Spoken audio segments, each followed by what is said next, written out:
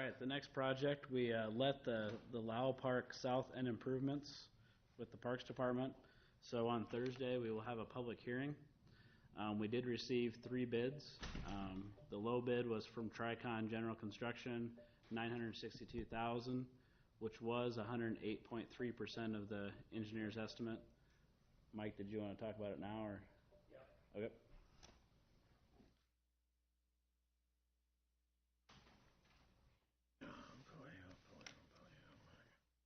Hello again. Hello.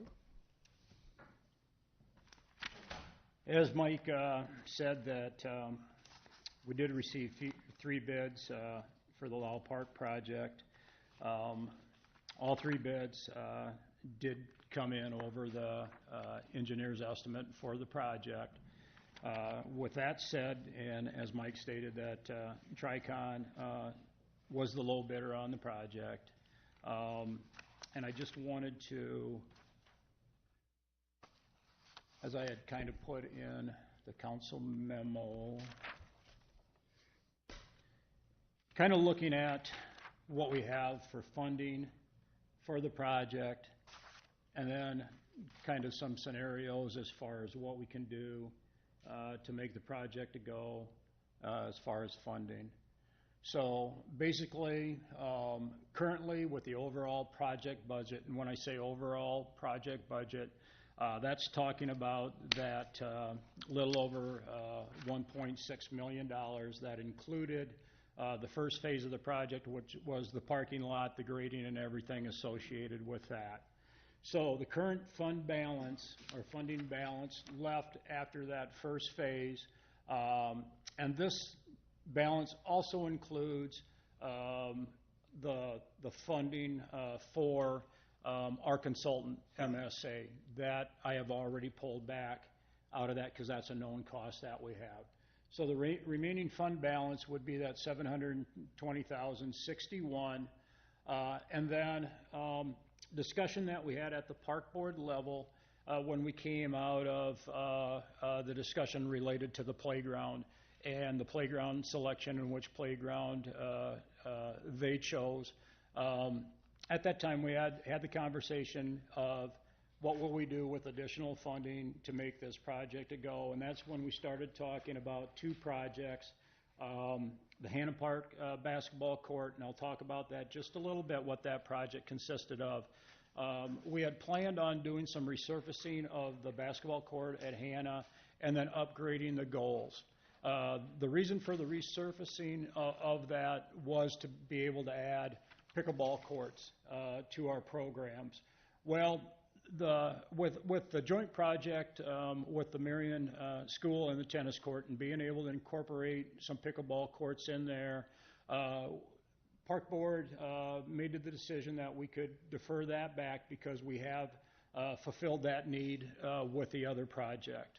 And to a smaller scale, we can look at replacing some goals there. They're older style basketball goals, and we can look at replacing those in the future. And then the other one was an allocation. It was around, I believe it was 60.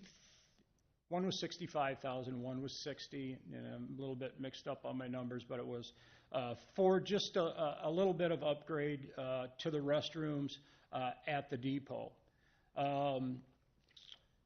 With conversations starting as far as the library project, the plaza, Imagine Next, and pulling that all together, again, it's one of those decisions that we discuss.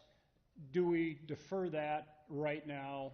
Look at what that overall project is going to do associated with restrooms, and so that was a decision made there. With that said, with the restrooms up at the depot, we need to do something. But talking to my staff, I think on a smaller scale, we can go in and do some improvements to, one, as you go into those, the way they were designed, they're not ADA compliant. The openings that go in are about 32 inches. You get in, and the door to get into the restroom is 36, but the opening on the outside is 32.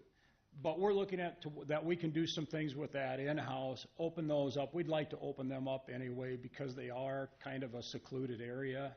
at night, and you can be concealed in there, and we've never liked that design, so there's some things that we can do there. So I just wanted to give a little background on why the park board is saying, let's make a shift, let's move that money over to this project, and that would be $125,000.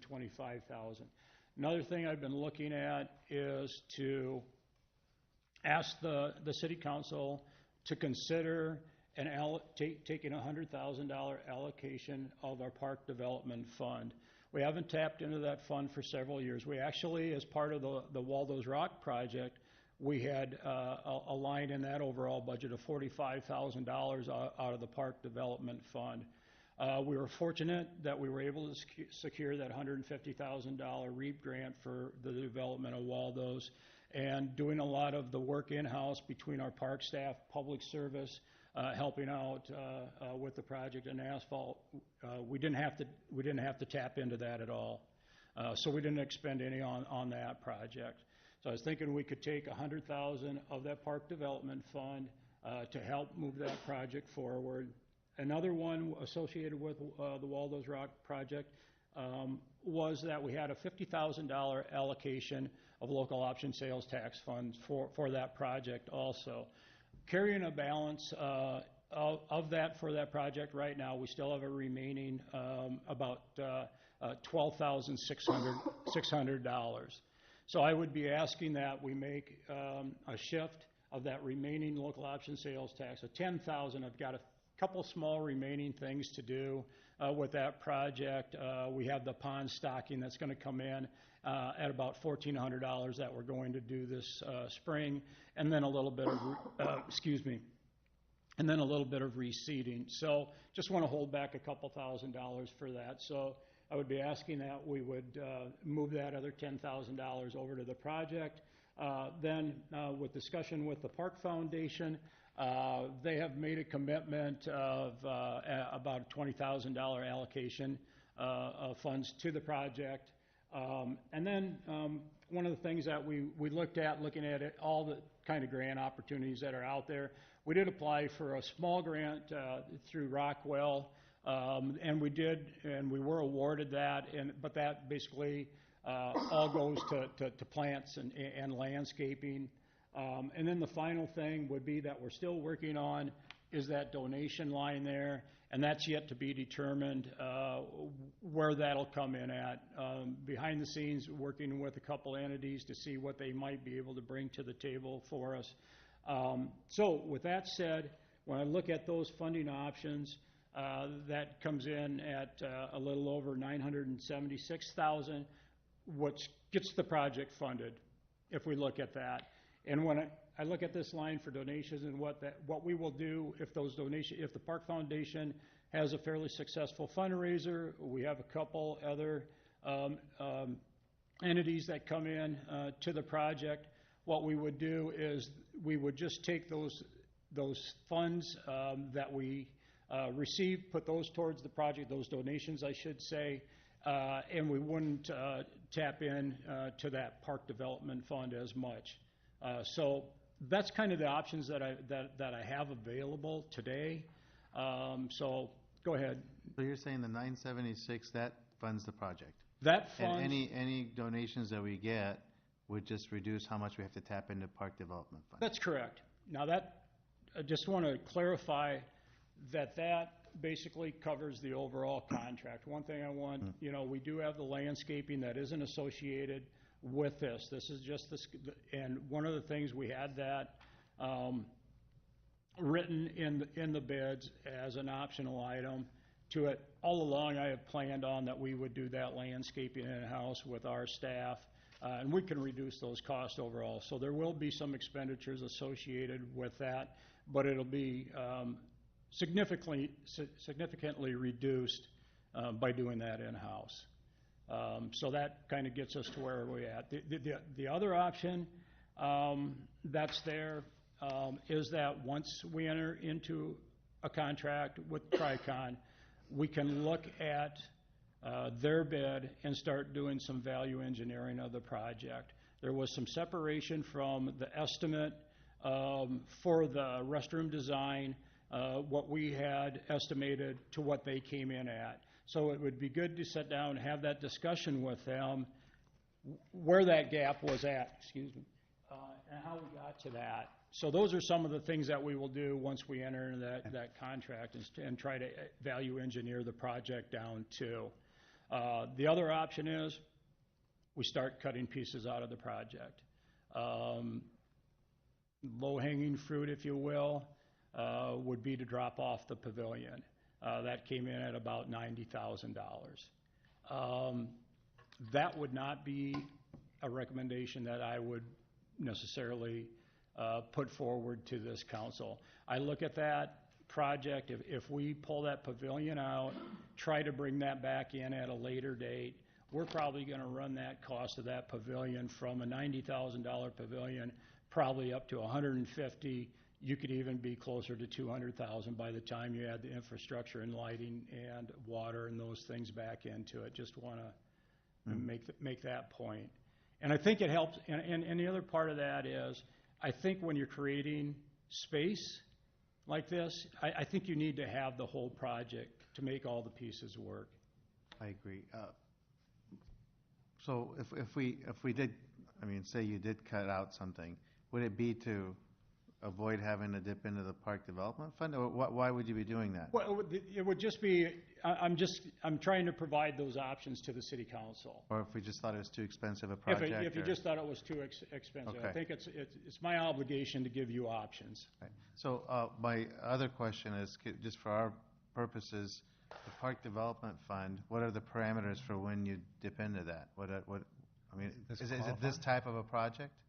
Yeah, I believe, a lot of times we reserve the park development fund, and in our mindset was to hold that in place if there was like a land acquisition to be made or something like that would contribute to that land acquisition. There'd be money there ready to I think that because of the speed that the Waldo's Rock project came in and trying to get the funding all pulled together for that, to make that happen, because we had some time commitments with the REAP grant, we said, okay, let's dip into the development fund for that project, and I guess this is kind of the same scenario a little bit to make the project. I just have one final question, and then I'll let everybody else ask theirs. But were there grants that we applied for? We applied for a $150,000 REAP grant last year for this project. Also, it did not make the scoring cut. Okay. Thanks. Yeah, real quick. First of all, I think this is a tremendous project for the city, and we need to go ahead and do it the right way and not take anything out of it. The second comment was I do agree, because when I looked at these bids, everybody's cost for the restroom structure were quite a bit higher than our engineer's estimate. So I agree with your comment. That does need to be looked at as to what is causing the 20 to 30% difference in some of those bids. So I do think that is important. But with the Park Development Fund, if we take out $100,000 out of that, how much is remaining in that fund? We'll have a balance of just a little over $72,000 will remain in the fund. Okay, how much goes into that every year? Roughly, do we know? It varies from year to year. Generally, like in a case like this, if we were going to commit to using $100,000 of it, we'd try to replenish that fund over 2 to 3 years. Okay. I had a couple quick things. First of all, thank you for all of the options to consider. For donations, are pavers something that you're thinking of, engraved pavers in terms of a fundraiser? It hasn't really come up in the conversation to do that yet with the Park Foundation. I think they're looking at a lot of different options right now as far as what they want to do. They met again last week to discuss that and some other fundraising things that are out there. Specifically, I don't mind, it has to do with the YMCA project. And then some conversations there. So they're looking at 2 different things right now. But they're going to look at everything that they can do. I know that one of the things that we're looking at, depending on the scope that they want to do, targeted businesses was one of the things, and some fairly large donations from them. But again, they're still working through how they want to make that all come together. I only bring that up because I've seen that at other parks. I know it's a big money generator, and it's nice for people an individual to feel like they've got a little piece of it, and we do that with the trees around Lau. This seems like a good spot for it. And then I think Naming rights. that might be it. Yeah, I think that's it. Thank you. Anyone else? Questions? Just tell them not to come forth with any supplementals. The bid better be the 900 and some thousand dollars. No overages. Yeah. Right.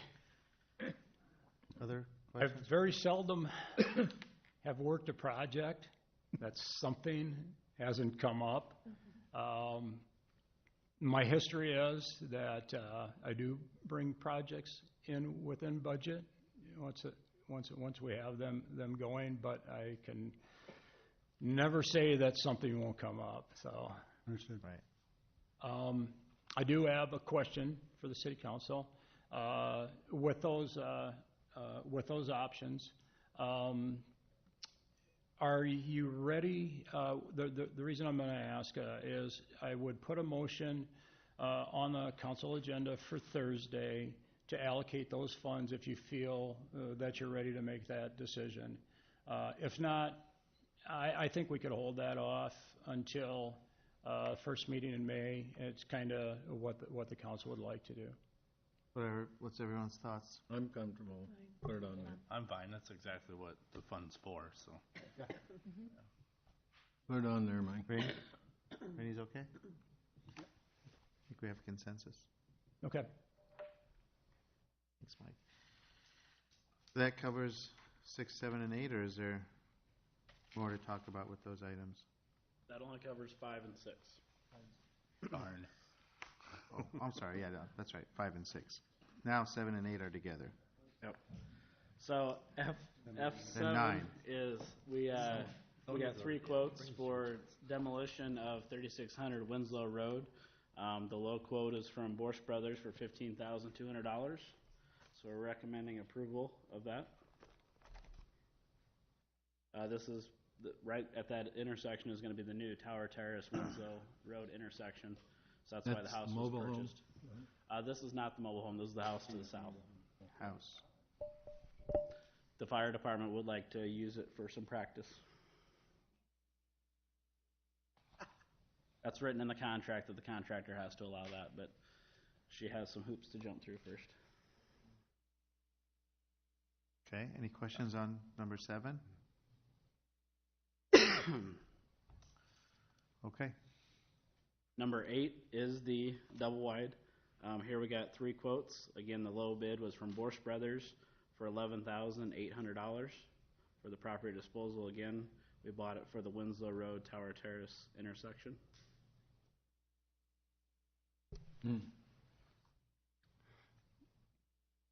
Questions? Comment? Comments? No, I'm flabbergasted at the spreads on those. Clearly, they didn't want it, so $17,000 difference. Okay, Good. next. All right, F9. So we had a individual that actually contacted the planning director and offered to buy the double wide. Was it the school district? I'm just kidding. Sorry. It's getting. That's a low blow. No, it's Pro Good. Pro Good Enterprises. And so they would come in and move it away. They do have a dealer number and everything that was in there, but basically they're offering $5,000 to buy it. So that would deduct from basically the demolition contract. So then it would make the demolition contract $6,800 total for our expenditures. Borsch Brothers would still have to go in there and basically clean up what they don't take. So there's like some deckings and stuff that I don't think Pro Good wants. So. Okay, this is all part of the budget of the project? Yeah, this is all part of the Tower Terrace Winslow Road Right. project. I mean, it's Yep. it's already been budgeted and all that. Okay, just making it clear. I just want to say, because I hadn't thought of this, but when you mentioned that Deb wants to use one of those buildings, I love the idea that we're getting more out of something that we're having to pay for before it's gone. Can we do that with either of these others, or can PD do that in terms of their practice? The double wide, they're using it for resale, and that's why they're offering us money for it. Okay. But any property that we own, the police and fire actually practice in most of them, and they actually fight over who Okay. gets to be in the buildings, so. All right. You guys can work that out. Excellent. I didn't realize that. Oh, yeah. That's great. Thank you. Smoke 'em out.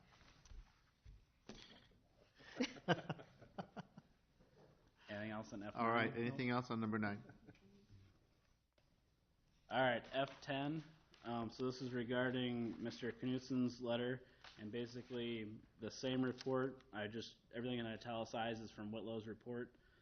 Just to add to it, the 7th Avenue traffic use right lane has been installed over by Hills Bank and Goodwill, just to give those people advance notice to get in the correct lane.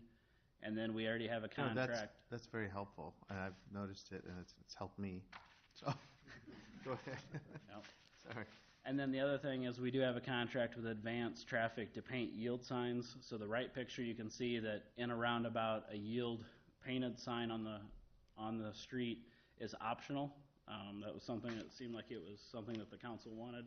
So there will be 28 of those painted in our various roundabouts when the weather allows. So it needs to stop snowing, and the temperature of the paving needs to rise so it stays 40 and above, so we can actually get those painted in there. So those are the two changes. Otherwise, we're still advising to stay the course with the advisory signs so that you stay with the MUTCD, which is how the nation does roundabouts, rather than putting Marion at a higher liability by doing something different.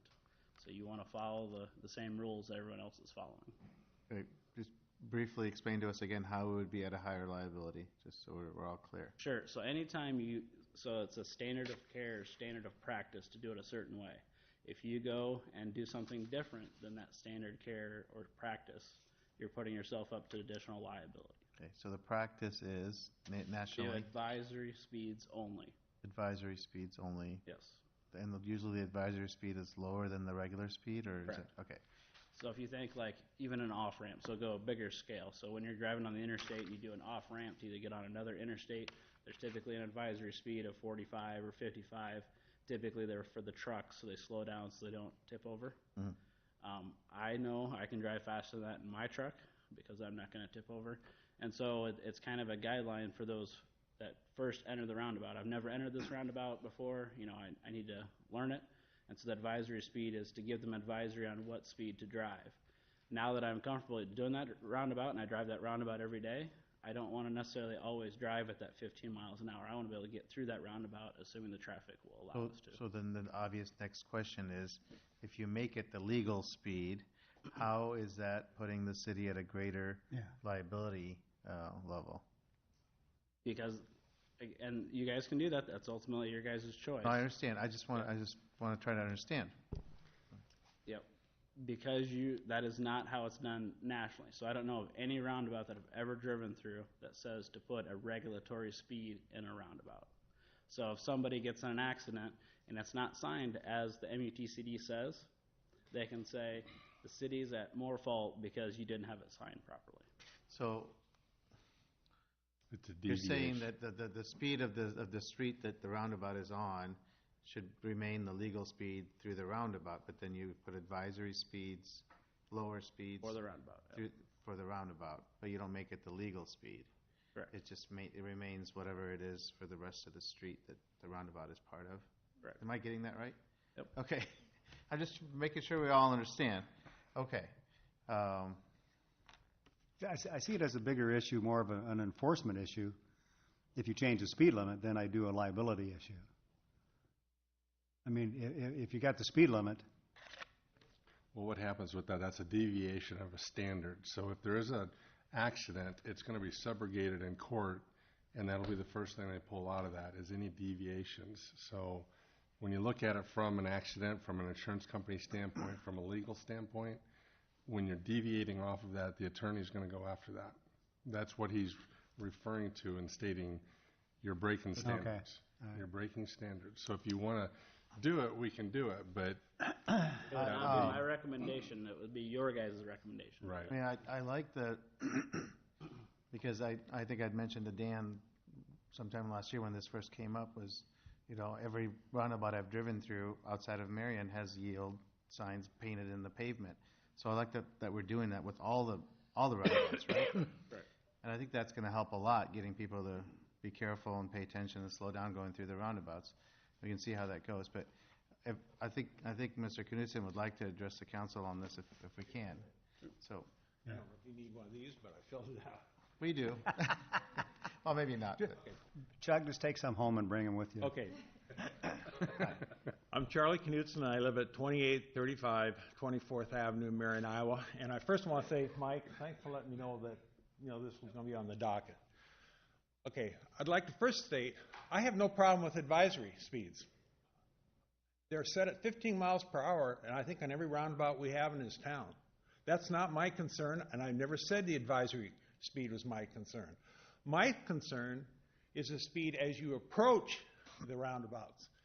Marion realized they had a speed problem down here on 7th and 7th at that roundabout. They moved about a block before you get to that roundabout. They lowered the legal speed limit from 35 miles an hour to 20 miles per hour. So no matter if you're going east or west into that roundabout, the legal speed limit is 20 miles per hour. It slows the traffic down as they get into the roundabout.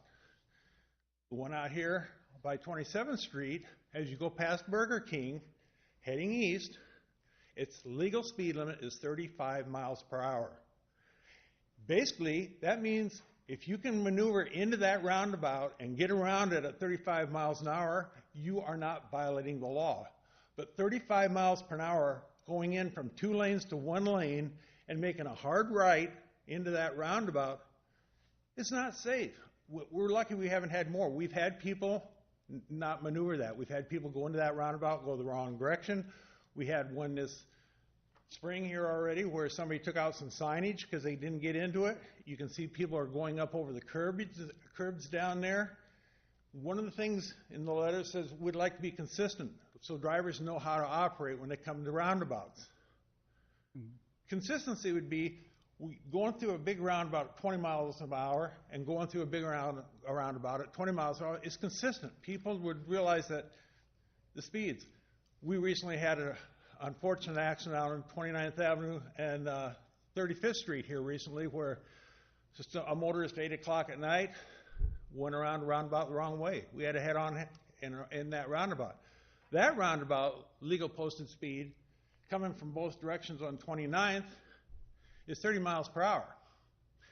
But if you come from the other direction, I believe it's 35 miles per hour. So on the other question I got, go down here on this one on 7th and 7th. It's 20 miles an hour legal speed limit going east and west. When you come off 7th Street, it's 25 miles per hour. So if you've got a legal speed limit coming in 20 and a legal speed limit coming in 25, what is the legal speed limit going around that roundabout? We have some inconsistencies, and I think it would be good if we're going to have more roundabouts, advisory, leave it at 15. It makes sense because that's the speed I have to go down to get around that one anyway safely. And I don't know what it's going to be like when we add 6th Avenue into that. We're having a big discussion up here on advisory. That's when I was getting frustrated back there because that's never been my issue. Got it. Okay, it's good to get that cleared up. It's the approaching speeds before you get to the roundabout. The speed limits need to be lowered. The one on 29th is a small one. The 30 miles per hour is way too fast. Get people to slow down so that then when they get there, at least they're slowed down a little bit more. They may not go down to 15, but at least they're down, legally they're down to 20 going around that. And going around that one at 20 miles per hour can be tricky. I'd like to see most people are probably slowing down going lower than that. So my concern is we did something smart down here.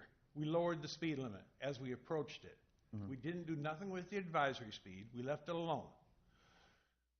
Why can't we do the same thing out here? Because we've got people jumping over a curb. We're losing a lane of traffic. The orange sign, yeah, that's coming from the east going west. That's a great sign. It's helped me, Nick, it's helped me too. It's reminded me to get over. We don't have anything that's bold and bright like that going the other direction. And we even got a tighter corner going in there. So I'm sitting here, you don't hear maybe from other citizens, but I'm still sitting here thinking, we need to be consistent in this town when we design areas so people understand what we're doing. Don't have a different set of rules for each roundabout. Appreciate your comments. And Thanks for the clarification. thank you. Okay, so questions or discussion? Oh, Mike, sorry. and I appreciate you doing it. Thanks, thank you, Mr. Knutson. Okay. Questions So or I discussion can't for speak Mike? for Whitlow, but the reason why the one on 7th and 7th was lowered was the speed limit for the uptown area is 20 miles an hour. And so it's easy just to extend that a little bit farther to the east or to the west. And so that's why that was done on that end versus none of our roundabouts in 35th and Tower Terrace, Alburnett, Tower Terrace, they have conflicting speed limits as you go, and that's how a traffic intersection works as well. You have intersections that the east-west might be one speed and the north-south might be another speed. Correct me if I'm wrong, Chief, but I believe if you're going on a north-south street and the speed limit is 25 and you go through the intersection at 25, that's your speed. If it's 35 going east-west, it's 35 as you go east-west. It's just you have a different type of traffic control device in the middle, and so you can have differing speeds. That's why the advisory speed is there. So what is the objection to lowering it in the area of the roundabout? The legal speed limit? My ask to you would be, show me a roundabout anywhere in the state that actually lowers the speed limit before you get into the roundabout to that. You're deviating from the standard of practice. If you guys want to do that, that's fine, but that's not engineer's recommendation. But we deviated for this one. That's In that case, what you're doing is you just extended the 20 mile an hour a little bit, so that's not as big of a deal because you're just, rather than slow down and speed up and then slow back down, it took just that little bit of area out. If you lowered the, I'm sorry, go ahead. So if we were to match what we did there for consistency, we'd have to take it from 35 to 20. Sure, and are you doing that on all the roundabouts? I'm sorry? I think Mr. Knutson's saying you need to do that all the roundabouts. So are we having issues at Tower Terrace and Lucor? Are we having those, Are the roundabouts at Alburnett and Cornhenge, those seem to me to be very big. Are they the same size as the ones Very similar. flanking? There's a hybrid similar to Tower Terrace has 2 lanes going east-west, and then the north-south traffic is only 1 lane. Because I don't disagree that, or I don't know that I would have an issue lowering the one going east into that roundabout, only because we always talk about the central corridor being roundabout to roundabout. So Right, and eventually when we do the traffic study, 7th Avenue might be 20 miles an hour the whole way when we get the final build-out done. But right now, it's not built that way. There might be 25. So right, could be 25. Oh, Well, and then just We'll encouraging sign it however you pedestrian. guys want. I'm just, Yeah. no, I think we need to have the discussion. But so you're saying if we lowered the legal speed limit on the east end roundabout, we would be putting the city in a higher well, liability I don't know if position? legal wants to get in on this instead of me putting my legal hat on, but. We did it on that side. I know. Quite honestly, I'm not sure that I'd want to render an opinion on that on the fly. That's something I'd want some time to consider. We don't expect you to. But haven't we already done that? Have we already done that on the 7th and 7th one by changing the speed limit? Well, he's saying we extended this. You what's already had a in 20 mile place. an hour just on the other side of the roundabout, so we only extended it like 200 feet. And so. Oh, so you're saying, so if we did it on that one and it's 20 going in, 35 coming out, you're saying that's the issue? Right. But I agree with Renee's comment, eventually we're going to be And calling that the entire eventually maybe corridor, and I see sign that 20. changing all the way, for that entire stretch. So eventually, I think we got to look at that. Again, I've had discussions with Chuck in the past. Again, I'm a big fan of consistency on how we do things. So, but I'm also going to say I'm not an expert on roundabouts. But anything we can always do to make roundabouts, the signage, I know we're talking about lighting. So I know we continue to look at how to make the roundabouts better and safer. So again, I think we need to continue to look at that, whether it's speed limits or design or whatever is involved in it. Again, I'm not an expert, but I think we need to keep working on them. I personally think that painting the yield signs into the pavement is going to make a difference. I think it's just going to naturally make people slow down going into them. But mean, you guys did have the presentation with the police department about the roundabouts and how they're Yeah. working, so. Right. Any other discussion?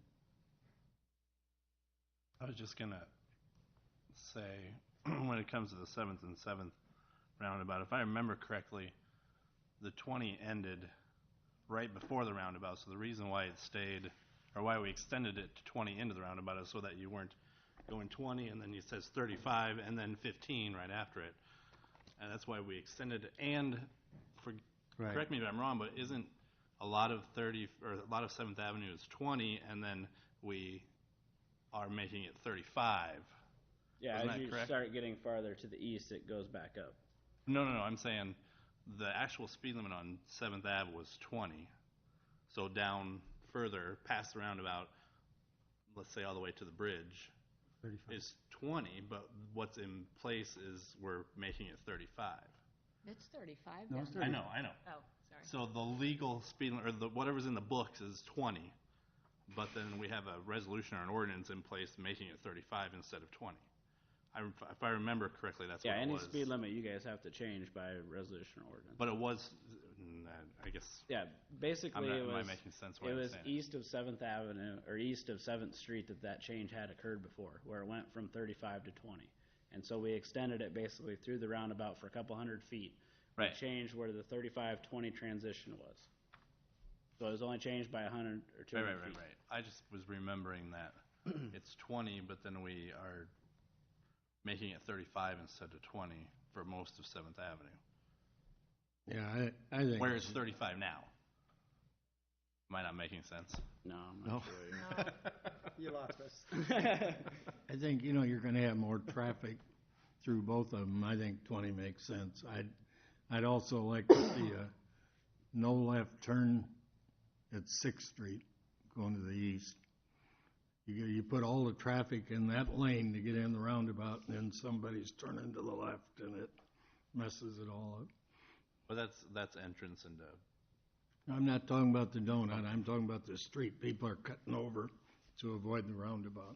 Oh, right there. Yeah. I've probably done it once or twice. Is that something that would go to TAC? So basically what I did, there wasn't an official filing. Charlie just showed up at the last meeting and kind of voiced his opinion. And so because there wasn't an official letter, I didn't send it to TAC. Basically, I just re-gave you the previous TAC letter and then told you what we're doing since then. So Did TAC help make the decision for the other roundabout? previously, I assume so. It was under Whitlow, so I Yeah. assume he did. So that was in response to something else we received and filed from Previously, yep. No? What's that? That was in response to a prior request, But right? the memo that's in here? That's Oh, in the response to- TAC report, yeah. That was from the original letter that Charlie. Yes. Yeah. the- Okay. What's italicized was presented to you on 11/9/17. That was from TAC. Right. So that's TAC's report. Okay. Would it make sense to send it to TAC? You guys want that? I mean, what do you think? I went to TAC, and TAC came back. Yeah, saying- that's the recommendation TAC Okay. gave. I don't know if Okay. it's gonna change, Okay. but we can, But that- and so I guess that goes to something that I put in there that isn't directed at Charlie, but I just wanna remind you guys that anytime we get these requests, that takes time off of doing sanitary sewer studies and everything else, and just keep that in mind when you guys want us to do that. You know, we wanna respond to the citizens and all that, but we also have our day-to-day things that we need to keep things moving as well. So this takes away from that. So yeah, I mean, if you want to send it to TAC, that's fine, but that means something else might be delayed. I have a question about, when we talk about the plan for the central corridor, roundabout to roundabout, design standards, et cetera, would speed limit be addressed as part of that plan? And I don't know who this As the question's traffic study, that will be part of the plan. to. Okay, so I'm glad to see that we'll be able to revisit that for that particular one. I do believe in consistency, but I also think that not all roundabouts were created equal in town, and I don't think that they all need a lower speed going in. This one, I think there's a good argument to consider that, and I think that which is coming soon, I believe, is a way to address that as opposed to just spot doing it right now. That's just my own opinion, but we'll see it again. Well, the whole uptown's gonna be 20 mile an hour probably eventually, and that would include most of the roundabouts. You know, we've had like on 7th Avenue between 11th and 12th, or 12th, 13th, 12th and 13th and 14th, we've had a 20 mile an hour speed limit coming in and a 25 going out. You know, that's never made sense to me either. Same street, different sides, different speed limit. But I think as we develop 6 more, you know, that we're probably going to be at 20. You know, the Cornians thing works fine, but it's basically a two-way street. You know, seldom do you have anybody coming in there from the other direction. It's kind of shocking when it happens. So, but I think 20 would make a lot of sense in the uptown district. Yep. Okay. So, So how it's written in the council memo is receive, file, and concur with staff report, unless you guys want to change that on Thursday.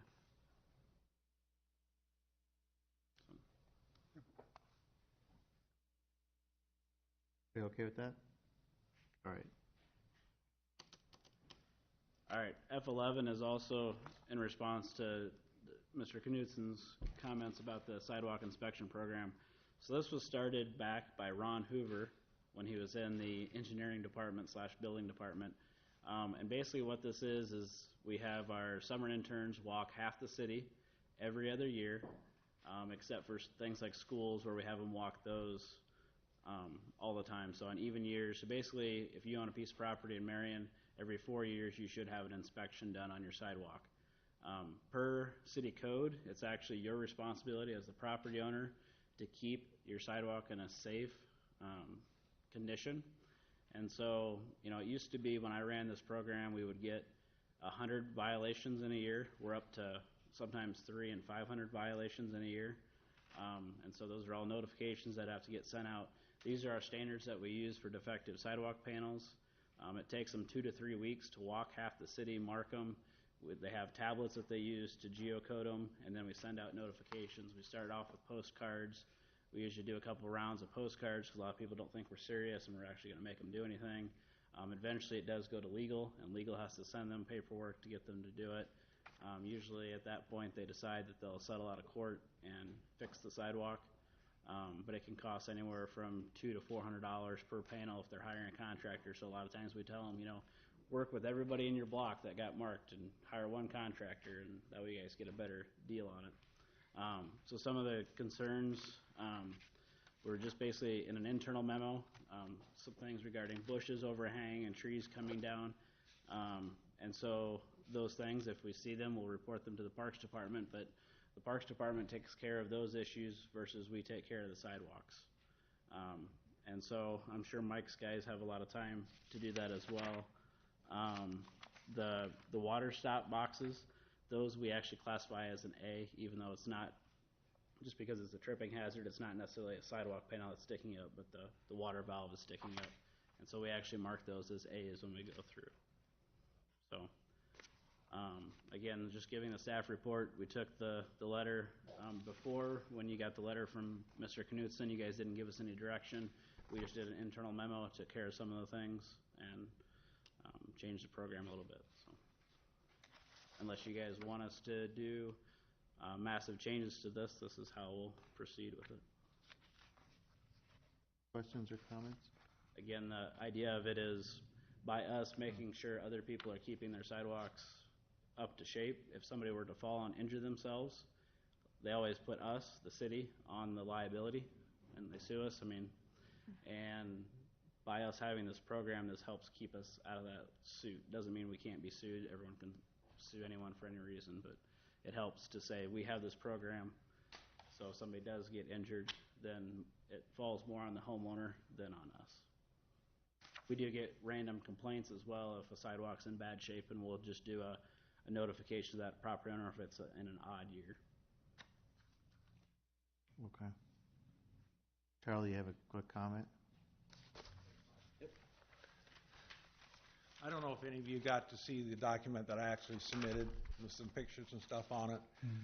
But last year I had a knee replacement surgery done, and I got out and started walking.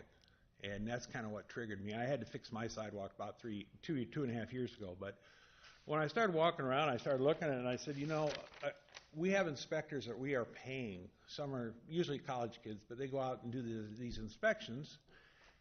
And if they're going to be out there, why don't we get more use out of them? There are other things that are wrong on these sidewalks. Some of them are probably at least a foot narrow because dirt and grass and stuff is growing on. So yeah, thank you. So they're getting narrowed because of just natural things, So two people walking down the street, maybe it's hard for people to navigate going back and forth. This is just a little corner. This is up just a block up from the old mayor's house. A bush, forces you to either get out, sometimes get out in the parking. In a lot of places you'll see, usually in arborvitae, you'll see a bunch of them along the sidewalk. They were great 10 years ago, but now they're growing out on the sidewalk. Those things are forcing people, they got great sidewalks, but you can't use them. This one here, I'm 6'7".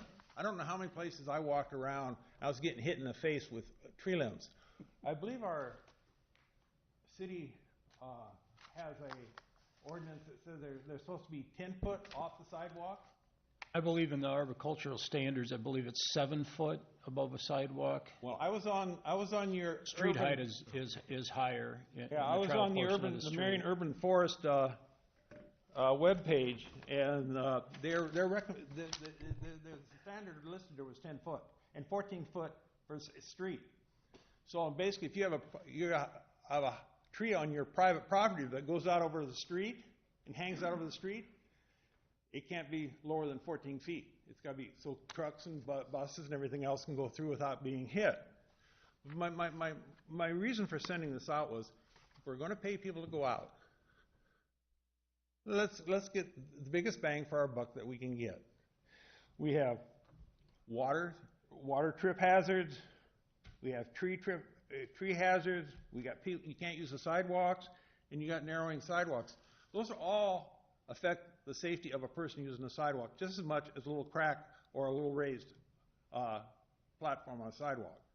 So my suggestion was, can we train them to do a little bit broader inspection and maybe get a little bit bigger bang for our buck and make it a little bit safer? That's all. That was my intent. Thank you. Okay. Thank you. That's fair enough. Any questions or discussion on this?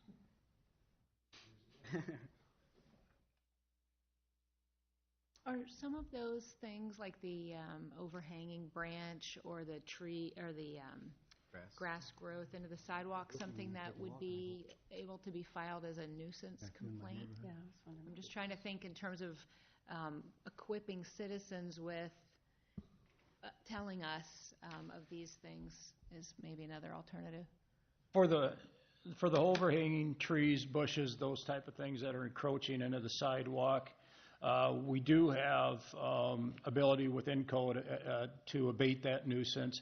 The way that we do that currently is that once, and again, to Charlie's comment, we don't have the personnel to walk every street right now and look for those deficiencies. So basically, it's on a complaint basis. What we do is that complaint comes in, we'll send staff out, they look at it. If there is a violation, then we send notice to that property owner. That property owner has 30 days to abate. If they do not, then we come in with our crew or contractor and would cut back the bushes, raise the tree height, but first we go through the process of allowing that homeowner 30 days. And then do we bill them? We do not currently bill for that. We just go out and take care of the nuisance. Is there a way to assess that cost? Yeah. If they're notified, right? So please take care of this issue. And then if we give them X amount of time and they don't do it, we're incurring the cost. We could, and to that point, a weed violation, when we go out and mow, we do have a schedule of fees for that. The overhanging tree limbs, those type of things are very sporadic, so that's probably why we've never developed that fee schedule. It's definitely something we could take a look at. But if we take a look at it, if we're covering all the sidewalks of the entire city in a 4-year period of time, there should be a lot fewer of these issues to have to deal with for Charlie and anybody else to trip over. So I know they happen all the time, but if our interns do a good job and we go after those people, I mean, they should be fewer and fewer. Yeah. Typically, when we send that notice out, the homeowner, they want to take care of their tree, Right. and typically it's taken and addressed Okay. that way. Very seldom do we need to respond after the notification to the homeowner. That's with the trees and the bushes. Well, the one issue I'm not sure comes under our rules is those sidewalks that keep narrowing. I mean, I've got my sidewalk is this wide. My neighbor, just because he never edges his sidewalk, is already 6 to 8 inches narrower. So, I mean, I understand the work it takes to keep the sidewalk the full width because a lot of people don't like to edge their sidewalk. So over time, that grass just grows over it, and now you've got, 4 to 6 inches on each side, so you're just stuck. I think city attorney has some comment. The only thing that I'd caution the council on when we talk about actually going after these people, if we're talking about going after them in court, I don't know what the cost is to the city to go in and trim those back themselves. If it's a negligible cost, you're talking about attorney fees that grossly exceed the cost of doing that. And by statute, we can usually recover those attorney fees, but one, it's discretionary with the court whether or not to award them. And two, do we want to be pursuing somebody with a, $800 legal bill and a $25 tree trimming bill? Right. But if it's a special assessment, it requires a court action? Sometimes, I guess it depends on how you want to go after it. There are nuisance abatement procedures where we do take people to court and we do pursue court action. So that's why I guess I just want to be clear when you're talking about going after them, defining exactly what you mean by going after them. So, I know what you're saying. Wait, sir, you have to come to the microphone. Thank you. I'm trying to figure out what's the difference between sidewalk being bad and the city realizing that we need to go out and do an inspection, and we require people to make these corrections. What happens to the people that don't make these corrections? So what we do is, Thanks. because we have so many, so it used to be when we had 100, we sent out certified letters the first time around. One of the years I did it, we had 500 violations, and we didn't want to spend $3.30 or whatever it is for a certified letter for 500 letters. So we start by sending a little postcard that says you're in violation, you have pink paint on your sidewalk, fix your sidewalk. Usually we had to do that 3 times to tell them because they didn't think we were serious. So we do 3 notifications to the entire list. We have to go out and re-inspect those sidewalks to make sure that they now do comply. And then there's usually anywhere from a dozen to 2 dozen that don't think we're serious at all. And for those, we do actually have to hire the attorneys to send them notices of abatement that have to go to the court. And then we settle out of court. They will then fix their sidewalk. When we give them a fine of $500 per day until they fix it, then they realize that we're serious and they actually fix it.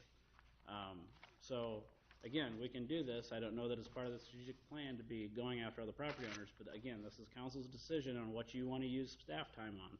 So I think Charlie has a great point. They're already there. They're making notes. They're marking things.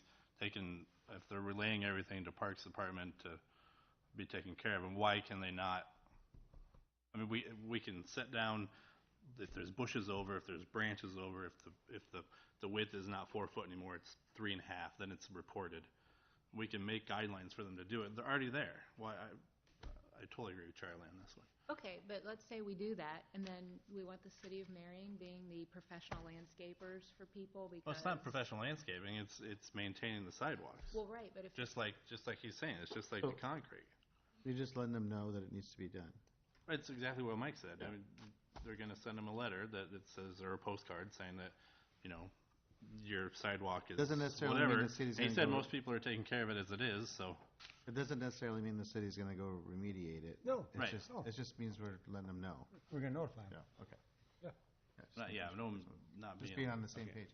I'll get out of it. One final Have comment, one I'll more- get out one of more here. I comment, says, thanks. Marion Code, Section 141, sidewalk regulations. 141.14, defacing.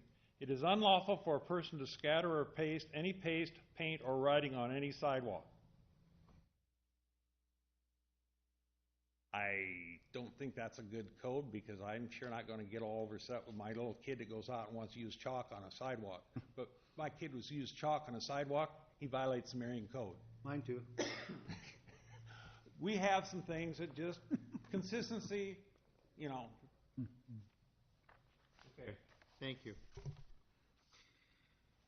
So, again, this is currently written as just receive, file, and concur with staff report. If you guys want to change that for Thursday, if you want those specific guidelines, like it can't be out, it has to be a minimum of 4 foot wide, 3.5, whatever it has to be, you gotta let us know what that is, but we'll have to figure out, I know there's some situations out there where the original sidewalk is only 3 foot. So what do we do in that case? So there's gonna be issues that are gonna come up, Of and course, we'll I have mean, to figure that out. that's just common sense. But I mean, the We'll guy- need to know what. a third what of the is- sidewalk is covered, I don't know. The guideline would, But we need to know what those guidelines are, because they need to be set, so if you I'm want not to gonna make change the them. guidelines, so, I mean, that's what staff's for. If we say, just ask them to make it let's the make some original guidelines width, for whatever the this. original width was. If it's a 3 foot sidewalk. Okay, so that's what we they need to know Clean then. it so it's 3 feet. If it's 4 foot, I mean, I don't, that's what would make sense to me, but again, it's not our, I think all we're saying is, while they're out there doing it anyway, if What's they it gonna hurt? note the Yeah, so, I mean, issues, you and want- then that you want 'em to homeowner take a is shovel notified. I don't, and shovel back and find the original sidewalk? I mean, how far are we going into this? Well, if you know that if everybody's 4 foot and then it goes down to 3 If foot, you're in we old know parts it's of 4. town, they could all seem like they're 3 foot, so are we carrying shovels around to see where the actual sidewalks are?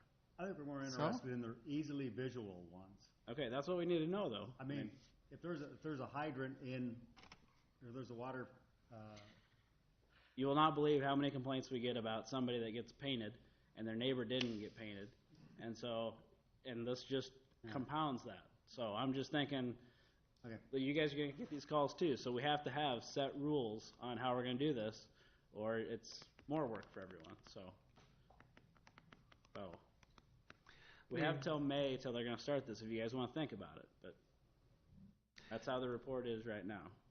I'll take this as a moment to remind everybody too that if anybody is out there, if you have the Marion app on your phone, there is a report, an issue for property maintenance items. It will code the location where the problem is, and it will automatically send them to the appropriate department. It even has a tracking mechanism for someone to be able to check and follow up on it. So anybody who's out there and has that on their phone, whether they're out walking, riding bikes, if they see something, has the ability to notify us, and then the staff can follow up on it as well. well, it's a perfect opportunity in our next newsletter to put a little piece out there about safer sidewalks and maybe encourage citizens to use that app or call the department. Walking around can go on the app and do that right there.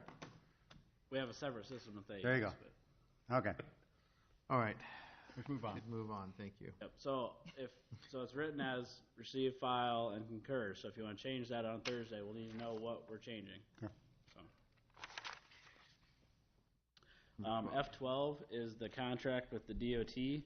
This is for the funding. They're giving us $500,000 from the Traffic Safety Improvement Program for the Hennessy and 13 intersection. Congratulations. What is the timing of that? Do we know the timing of when that might be installed? I need to hire an engineer, I need to get it designed, and get it built. So, Okay, too early. yeah. Can you do number 19 next? Go ahead, step out. Do you think that'll be this year, though, for the stoplight? Again, it depends on staff load, how fast I can get an engineer to design it, can build it, all that stuff. We don't need it till a year from now, though. You, Number 19. Yeah. you like to do 19 next, Nick? If you don't mind. You'll be back. Okay. 19 and 20 are related, so this is the public hearing regarding the 2018 storm sewer project. Oh, that's related to 20? Yeah. Yeah. Oh, okay. Then, One is a hold public on. hearing Hold on. about 20. Okay. So do you want to go back in order? Yeah, Is it all right? you can go Just back to the stay in regular order, sorry. All right, so 13, 14, and 15 were not started. Those were just temporary construction easements unless there's questions about those. Anyone? F16 is setting a public hearing for the next council meeting. As part of the Central Corridor project, Alliant is burying the overhead power lines, and because their transformer's no longer up on a pole, they need to have some place to stick it on the ground. And so they're requesting this 12 by 12 easement that is northwest of the 15th and 6th Avenue roundabout. So it's the little red box that you see outlined there. So we're just planning on donating this small piece of property because they're lowering their facilities that we're paying for. Is there, would there be any danger because of its proximity to the street if somebody hopped a curb on the So it's roundabout? behind the sidewalk, so they gotta be going pretty good, but. Okay, but sure. will they blow up? Will anything happen if they hit this box? I'm not sure that I've ever seen what happens when a car hits a transformer box, but, I mean, they're, Yeah, so I'm just from a safety standpoint, its proximity to the road, that would be my only I think with hesitation. discussions with planning, we're more worried about the redevelopment of that, would rather have it in a corner rather than in the middle of a lot that, then we can't develop around it. Mhm. What if it's an electric car? Is that, I mean, that's common though, isn't it, to have them like that on a road? I mean, they're next to roads. Yes, I mean, this is a little bigger transformer than you're used to, but think about, between the properties in a residential neighborhood, those are the transformers, so this is a little bigger than that, but I mean, that's where they're. I mean, if they're really that delicate, a lot of times they put the bollards around them. And they would do that, they would recommend that if they came to us saying, we would want to They're do this installing it all because-" themselves, so Right. they're gonna put whatever they need to put in. They're just asking for the 12 by 12 area to install the box. It's their box, so if somebody hits it, they gotta replace it, Yeah. so if it's that fragile, I would think they would put bollards around it. Okay. Anything on that, anyone? Nope. Okay, next item. 17, is that where we're at? Yep, so F17 is change order number 3 for the Central Corridor project 13th to 19th. What this is doing is upgrading the brightness of the light poles. So before, how it was spec'd out was there was 800 lumens or 8,000 lumens on the street side and 4,000 lumens on the sidewalk side. What we're doing is we're just basically putting a bigger apparatus in, and it'll be 12,000 on the street side and 8,000 on the sidewalk side. We've had some complaints that the roundabouts aren't bright enough, so this is a way that we can brighten them up. So this one is not as big because it doesn't have, it's not as big as the 7th and 7th and those other roundabouts, but we're still upping that light. For the increase in cost, it's, I believe it was $585 per pole, and there's 16 poles, so it's not just the roundabout. We're improving all the lights as part of the project, so it's a total increase in cost of $9,360. But this is not installed yet, we're just changing what we were gonna do? Correct. So basically what the contractor did is Public Service looked at the luminaires. They've submitted the shop drawings that said, is this what you want? And so before we have them, they've ordered the poles already, but they haven't ordered the fixtures. So before they order them, they want to know, do you want to go with the old fixtures or the new fixtures? And how was it determined if they aren't installed yet that they weren't bright enough? They're the same as what we've been installing on the others, and so we've got complaints Oh, okay. on the other roundabouts that they're not bright enough. Okay. Changing the specs on those too. Anybody have anything further on that? Okay, moving on. So then F18 is then the discussion. So this roundabout we've had a lot of discussion on, and they don't feel it's bright enough out there from the public. I've received emails, I don't know how many council members have. A lot of this one has to do with there's no other parking lots or ambient light right immediately outside of this versus the 7th and 7th. You have some parking lots with some lights. So the contractor did just give us a price of $735 per pole, where they would basically go up, take the old light down. It takes the same wiring, it's just a bigger fixture, put the new one up. Public service can also do it if you'd like public service to do it, but I guess the big conversation is, do you want to expend the money to do that? Or do you want to wait until the hotel and some of those parking lot lights get put in and maybe they'll produce enough light that we won't need it? So we're just asking for clarification or direction on how council would like to proceed. Have we had accidents related to darkness there? I can't speak for that, but I mean, when you're driving at night, you're typically using your headlights. Right. The chief is saying no. No, I really have no traffic safety concerns. I drove it just a couple of days ago, before this even came up, and it was at night, and I was going east, and going in, I thought, boy, it's kind of dark here. My exact thought was, well, once there's stuff around it, it'll brighten up, but. Yep. And with the hotel getting pretty far along, I mean, it's not that far away. Not far away. We're just looking for a direction if you want to wait and see if that, I mean, for example, the Cornhenge one, we have some ambient light even from the sculpture and stuff that's out there that helps a little bit with those lights. I would like to wait, personally, my opinion is to wait until that hotel's up. I would hate to brighten it up and then all of a sudden it becomes a problem with the patrons of the hotel being too bright in changing that until the build-out is done. That'd be my opinion. If something would get built to the north of the roundabout, You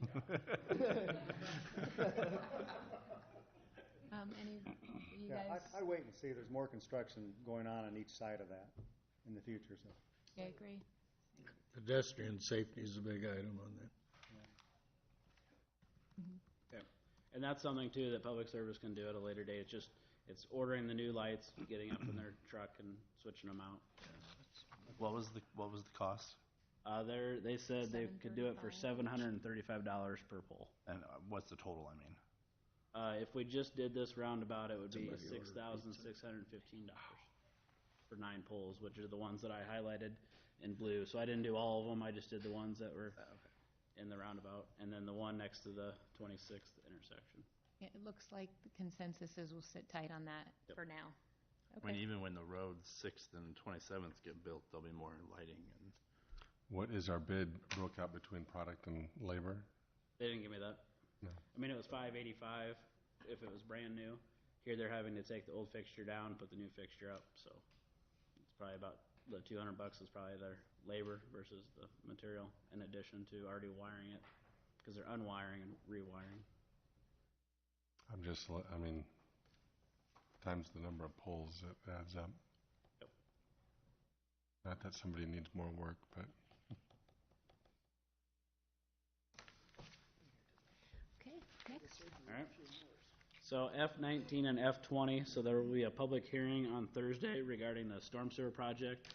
So we have a $200,000 budget. We received 10 sealed bids on this project. The low bid came in at 91.4% of the engineer's estimate, $179,244 with Abode Construction. So it has a late start date of September 4th with 25 working days and liquidated damages in the amount of $300 per day. This is installing storm sewer up 27th Street from 1st Avenue to 3rd Avenue. On Thursday, would you have a map of this to display since it's a public hearing, just so people will know? Sure. Thank you. just curious why it's not going any further, or why is it stopping at 3rd? Because we only have $200,000. Okay. I'm the next block up. I'm wondering why is it not coming If you'd all the way like to to give me? me more money, I can go farther. Hey, well then. We there's just that- saved there's that 6,000 on 100 the lights. There you go, the 170 for the, no, I'm just kidding. Okay. Anything else for Mike? Okay, thanks, Mike. That's it. I'm done. Thank you. We're done? With engineering. Yeah. Okay. On to planning and development. I thought we were getting Jimmy. Wake Tom up. There's a lot.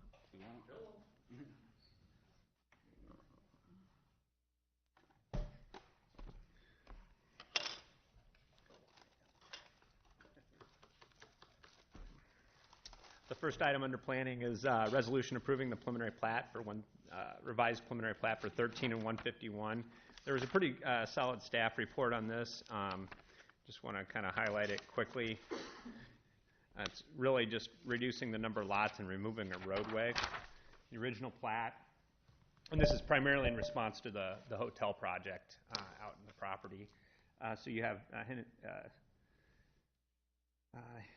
Hennessy Parkway comes in. If you take a right when you come in, there'll be Quick Star on the corner, and DePaco would be located here. The hotel is proposing to be located in this vicinity. This is the original plat, and there was a roadway going north-south from the internal drive. What's occurring is they're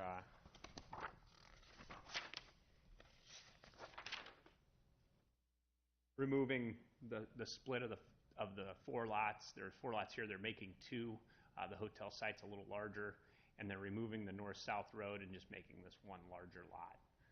So it doesn't do a lot to the way the property will develop. It's just kind of combining some lots, and it does reduce one roadway through there and brings in a bigger building pad site, which may be, I know in the concept plan they had identified it as for multifamily or mixed use, and maybe a box store pad site as well. So.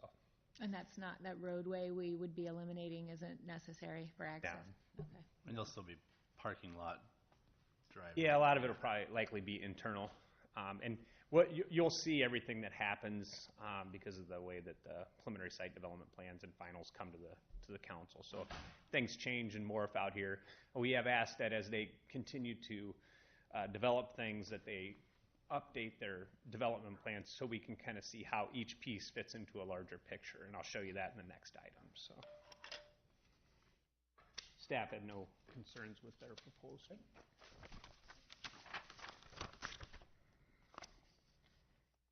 Okay. Item number 4.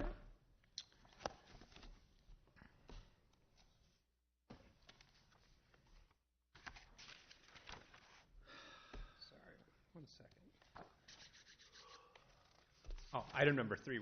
So I won't be talking about the site. It's a set date, so we can talk about it next time. Okay. Meeting's getting long. We don't need to speak with that tonight, unless someone had questions. But even number 4. So this is a site, an approval process consistent with the interim development ordinance along 7th Ave, and it's for Dollar Tree. They're going in the old Salvation Army site.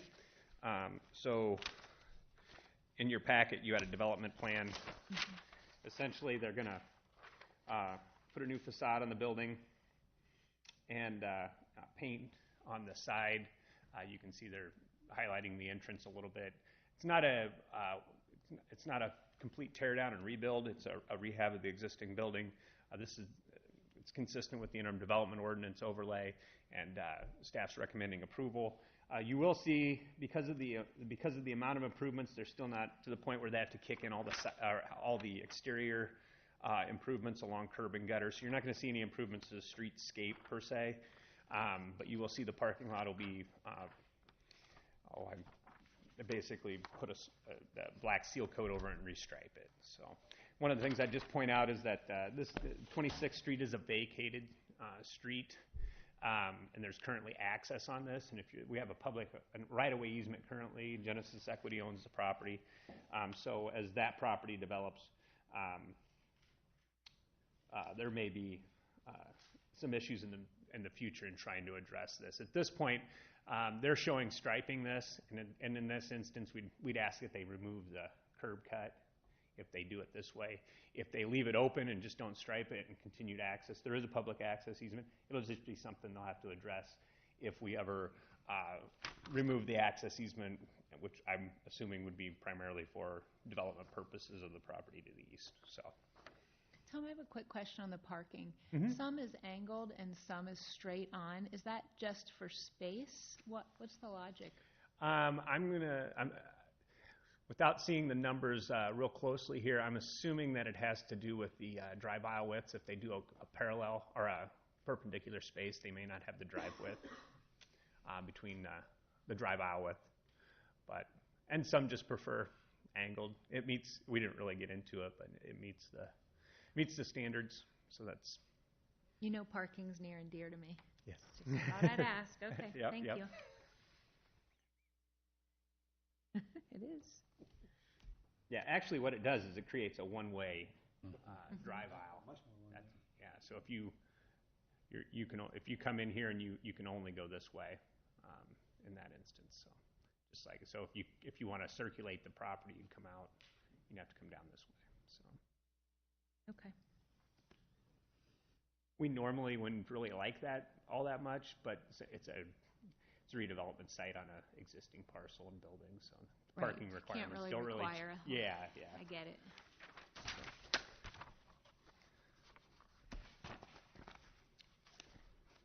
What's the next item? It's the public hearing for the preliminary and final site for speedy delivery. Number 5? Yes. So 5, 6, and 7 are all related, and this is all related to the speedy development speedy delivery located out on Partners Avenue. There was quite a bit of information provided. What we have is a preliminary and a final site development plan. I believe there may be a final plat no, it's a different piece. But so tonight or on Thursday, we'll be looking at a preliminary and final site development plan for Speedy, just for purposes of. This is the facility. It's in the MEC, so we do have the requirements associated with that planned development district. The building meets those standards. The Planning Commission has reviewed this as well and is forwarding their recommendation for approval as well.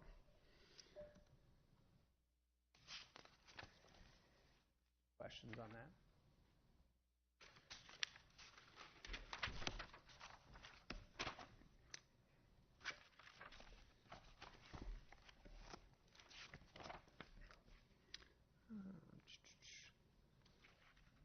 Number 9 is on Thursday. There'll be a public hearing regarding the rezoning and a comprehensive plan amendment related to Robson Homes development north of 29th Avenue, west of 44th. Sorry. Have you received any correspondence from You surrounding know, neighbors? and this neighborhood, and this rezoning on the agenda, we have not. What's being proposed, and granted, there aren't a lot of residential properties north. If you go out there and you drive 29th Avenue, you can see where they've built one row of multifamily units adjacent to 29th Avenue. What they're proposing to do is to amend the comp plan and rezone to provide for these units just on the other side of the street. They're originally identified to be single-family residential. That's 29th on the south, right? Yeah, 29th Okay. here. If you drive out there now, you can currently go north on this and then left. So you can see these are coming in, and then their proposal is to move to the multifamily units. I believe they're duplexes on the north side of the street. They back up to a pond that's being proposed in the overall development. Do they own the land around the pond? Is this just a phase 1? This is a phase 1. My second question, if the answer is yes, is what are the spots in the north of that currently zoned as? I'm guessing So this is single-family. the overall development plan for the property. And so 29th Avenue, going north. So the existing units are in this vicinity. I don't think they've really stretched down in this area yet, but they'll be building them down and along on the north and east of the drive. The property highlighted in red is where they're proposing to go from the single family to the duplexes. And you can see the pond located here, and they had single family homes surrounding the pond, and then they're turning the ones down the south side to duplexes. What are the lot sizes typically? For the single families or Yeah, for these? for the single families, just around that whole pond area. If we weren't to rezone, are they about a quarter?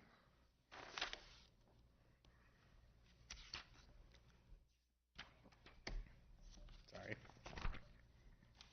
This end of this area of Marion is turning into the multifamily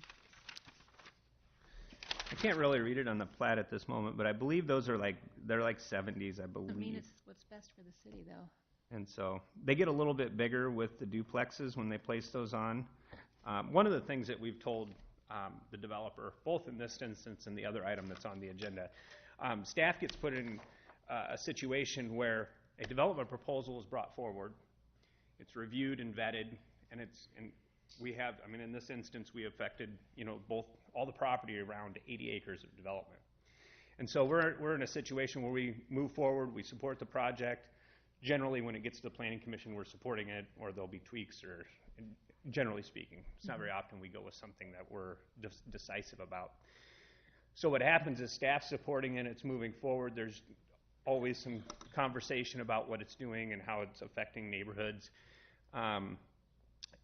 And then staff's put in a position when there's amendments to be made to those developments, where we supported a project and now we're just supporting a change. And I think sometimes those may be warranted, but we're getting in a position where I think there's a lot of questions when staff's continuing to support changes in development plans that were presented to us and brought forward as an overall plan for a large area. This is 80 acres.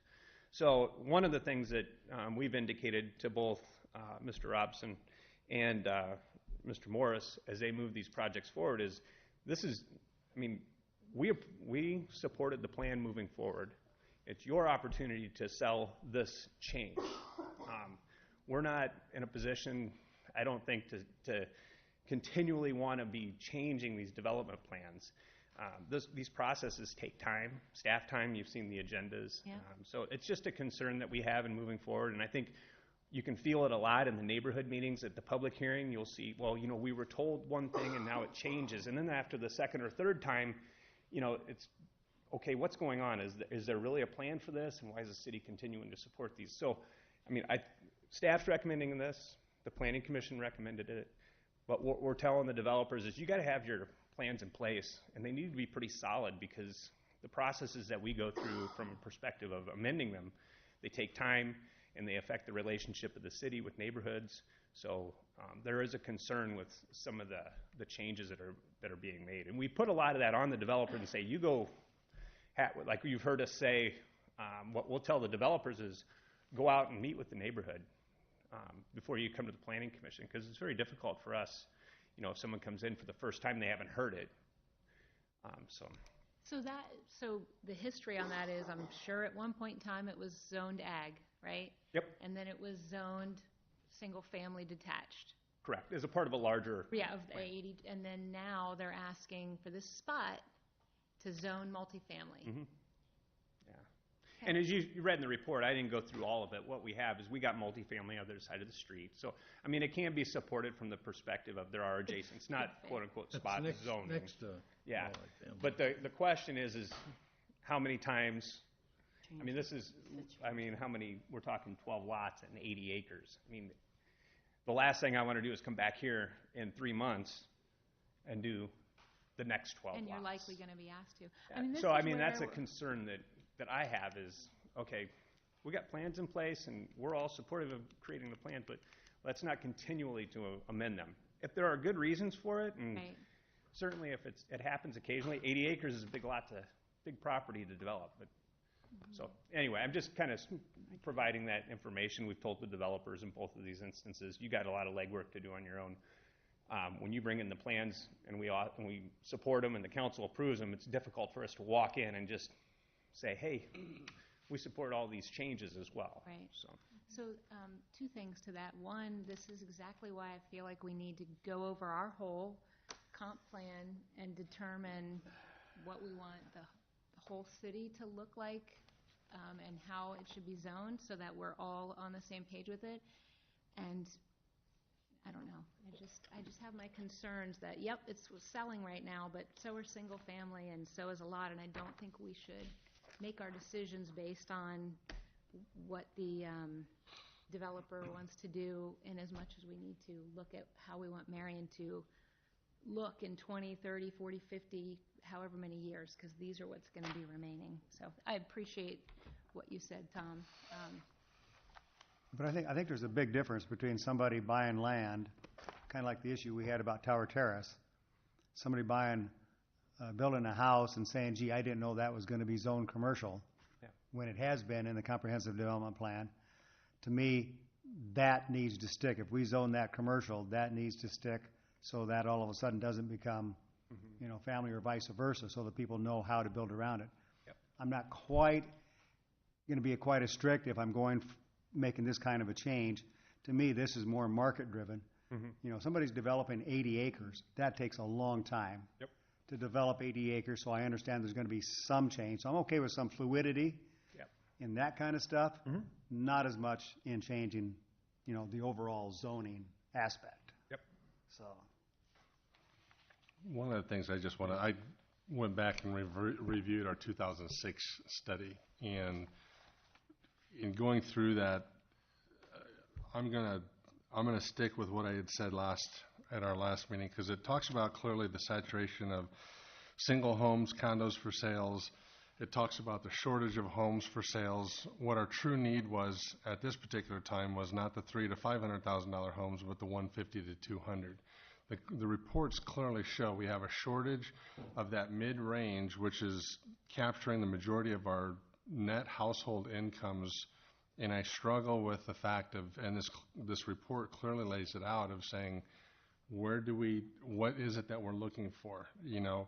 They've collected research, they've done the surveys. I won't quote this, it's just too much information, but the surveys coming back was stating it seems like your options here were either a $300,000 house or a facility such as some of our local multifamily facilities. Obviously, our urban issue is going to take care of, some of these needs. But again, we've spent a lot of money on this, and it would be nice to stick to the things that we've put into place. So Are you saying that does not support it does not support rezoning these things, in addition to also the additional staff time and labor and payroll dollars going into this, that after it's been approved, that we go in and modify them and change them for the developer's benefit in this particular case.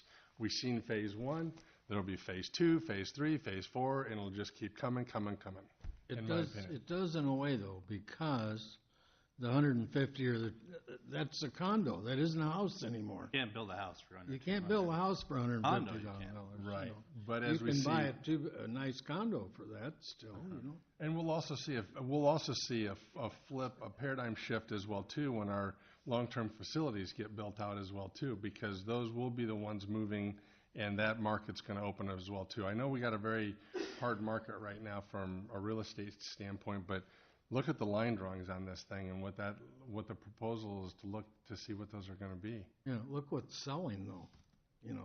The condos are what's selling. My God, I mean, they're adding 20 condos, and they're still going to build 100 single-family houses. 150. Right, but the study shows, though, it's the people transitioning into that retirement phase that are still vacationing in the south in the winter.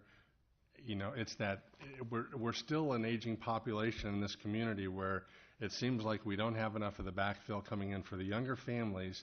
It's all top-end people that are transitioning to not from the people who go south in the winter times, but also making that transition.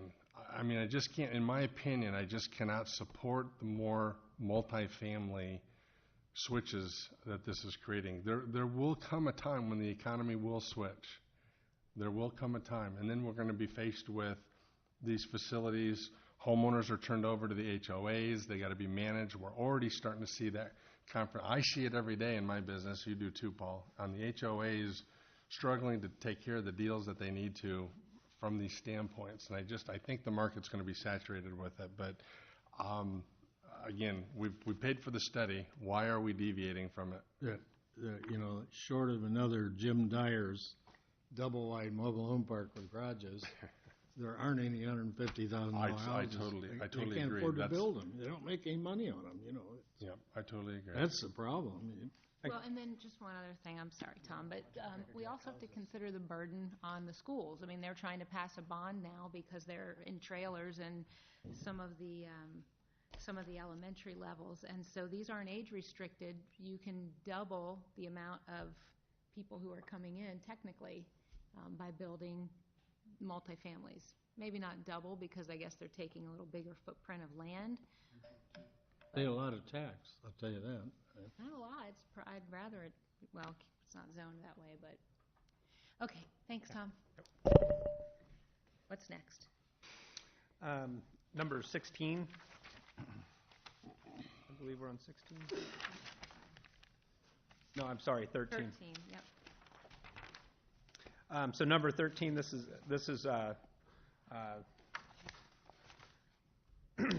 proposal by Morris Wood to rezone property. So just from a location perspective, this is Cornhenge, Lucor, Tower Terrace. The area in red is the proposed area to be rezoned to duplexes to the R3 district. There's been a lot of concerns, and I think the council's had numerous calls. I actually have 2 more emails that I need to hand out that were received and filed related to the rezoning. I think we had about 20 people at the Planning Commission meeting relative to the proposed rezoning. So the area in red was previously designated for single-family residential. It's being proposed to go to duplex development. I think at that meeting, and I may be wrong, but I'm fairly confident that there was concern by the neighbors at Brookside that the duplexes were going to go all the way up to the backs of the existing neighborhood on Brookside. And that's not the case. If you can see, the yellow area is single-family residential. So you can see there will be a buffer between the two. So I just want to, on Thursday, there may be some folks that have that question, and I just want to make sure that the council is well versed in the fact that there will remain a row of single-family homes. Those are big lots, Tom. Yeah. Those are 90-some foot lots. Yes. So what's occurred? You can see this is Lucor Tower Terrace. It's very difficult to get north and south on these streets. The original request came in to bring the duplexes around the corner. At the meeting, there was a lot of discussion. The Planning Commission and the developer backed off, bringing them around the corner, kept those single family, and then he kind of split the lots were a little bit bigger, and he kind of split the difference. And between here and here, they got it between like 6 and 8 feet wider in that area. So the lots are fairly large in that vicinity, backing up to the Brookside neighborhood. So as you can see, you had the original plan was to do the condos, and then there'd be single family on both sides of the street. And then ultimately, when Indian Creek goes away, the backs of the single family would be backing up to Brookside. And that part hasn't changed. It's just across the street. They went to the duplexes. So that's the proposal before the council on Thursday. There'll be a public hearing. I'm assuming there's going to be quite a few people here to speak on that. We did notify the same people we did at the Planning Commission, and then we did notify on the other side of the street. There were a number of residents concerned that they did not get notified, so we did send that out. We did send it out a day or two later than the original one, so people were probably wondering what's going on, but they should receive them. They should have received them Monday or Tuesday relative to the west side of Brookside. I think the neighborhood's well aware of the public hearing, but I just wanted to let you know that we did reach out and go a little bit further on the notice requirements. Thank you for doing that. So the back of the Brookside homes go into, is that going to be a trail? Is that what's proposed to go Correct. there? And then so then to the east of that will be single-family homes. Yep. And then a street, and then single-family homes unless we approve this rezone to duplexes. That's correct. Okay. Yep. And the red area was originally single-family homes.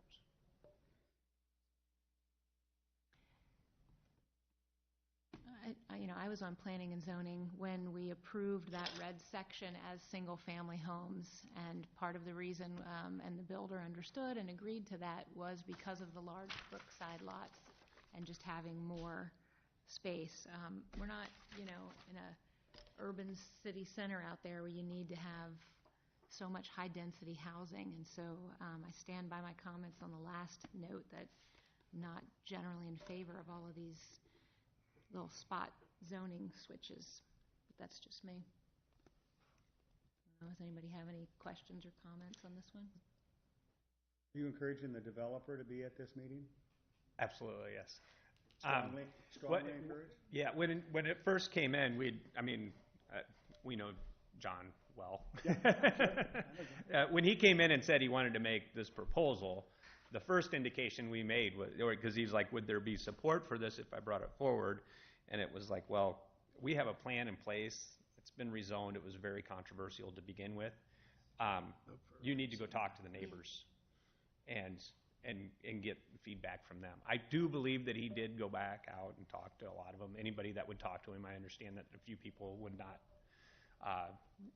speak with him on the issue. So he did do that, and so everybody that's directly affected, I think he tried to talk to, and I could be wrong, I think he tried to do go around the corner at least a little ways by those that would be backing up to some of that development, but I don't know to what extent he talked to property owners, but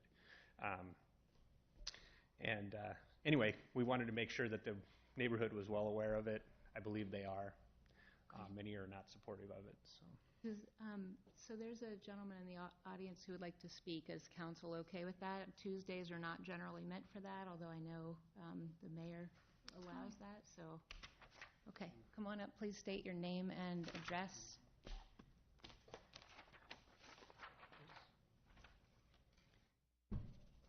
And as Tom said, I think Sorry, will planning, you just I'm give us sorry, your- Jerry Bouchard, Thank you. 3649 Brookside Drive, Marion. As Tom said earlier, planning and zoning did do an exceptional job in contacting everyone in regard to this meeting, and we truly appreciate that. Couple items that you've talked about, or a couple points that I want to bring to your attention is myself and another individual, a resident of Brookside Drive, went through the neighborhood, basically Brookside Drive on Sunday. We talked to one person that Mr. Morris had approached, and he approached him at work. It's the only one that I know of that's been approached by Morris Wood Enterprises. Second thing I would like to bring up as far as the $150,000 homes, none of these condos that you're speaking of are going for $150,000. And I would take exception. I don't think you could build much of a condo for $150,000. Most of these are going from anywhere from $250,000 to $325,000. Now, I've looked those prices up on the assessor's site to see what the original price was. So, thank you. Thank you, Jerry. Okay, does anyone else have anything for Tom for this item? No. I think, can Nick come back now? Wait, what's this? 21. 16. No, I'm just seeing, hang on, let's check my text. 24 would be good. Okay, so we have 20, and then we'll call the mayor back in. 16, right? We're on, yes, 16 Sorry. is next. Yes. So this proposal is proposed rezoning from A1 to single-family residential R2. This is out off Echo Hill Road. I haven't heard much from the public on this, but I think we might have folks here. If you recall, there was a gentleman that was wanting to do some commercial zoning. I think that has died down for the most part, but this clearly is not a commercial development and has never been proposed to be commercially zoned. And R2 is single-family residential. Most of the community is zoned R2, so it is consistent with the comp plan, and we're certainly supportive of the zoning. I don't think I need to go into any issues on growth and sewer. I think I covered that. But this is an area where we're out on the edge, and if Todd was here, we could get him to talk about water and how we've got a little pressure out here. So I'm not going to go into detail on it. We certainly support it. It's in the community. It's been annexed. And so from a development perspective, it's pretty hard to say, time out, we can't zone you. I will say when the plat comes through, there will be a lot of conversation about how that property gets served with sewer and water. So we'll talk about it at that point, if that makes sense. Yep, it does. And you haven't heard from anybody related to I have not. There aren't a lot of people Yeah. near this. It's pretty That's much true. farm ground. That is true. So, Okay, thank you for that. and then the next item, The annexation request from Genesis, property east of Partners Ave and south of Marion Airport Road.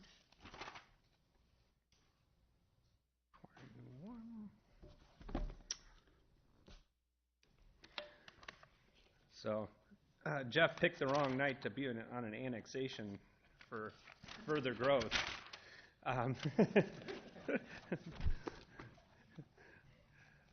So the area that's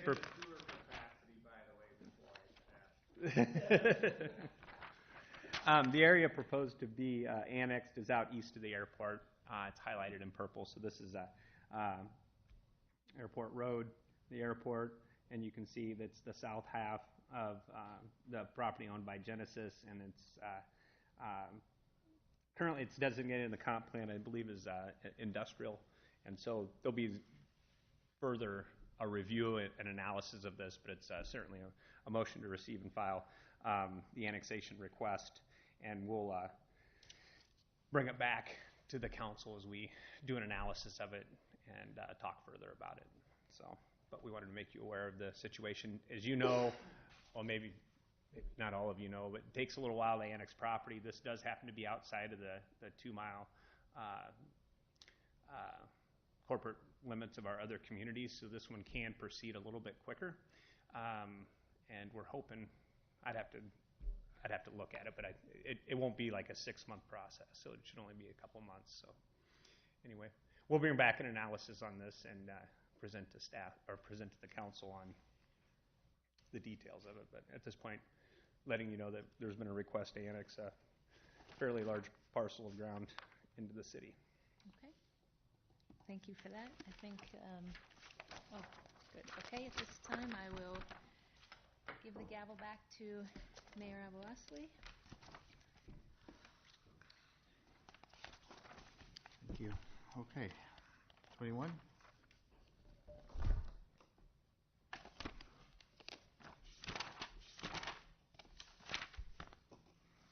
Number 22 pains me to bring forward. 21? 21. You had to start. It kinda Sorry, go- there was some jostling, so. Kind of Let's go ju- together. But I think you're talking about the right one. Yes, I think I am. So the public, on Thursday, we're proposing there be a public hearing regarding the interim development overlay ordinance.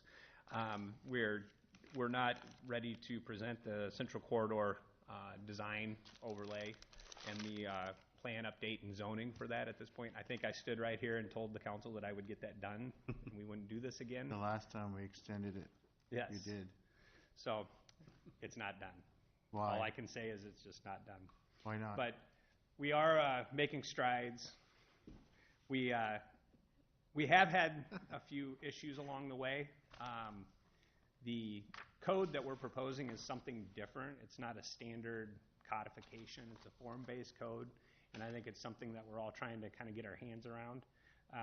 There aren't many in Iowa that are developed, actually, so it is a little bit new.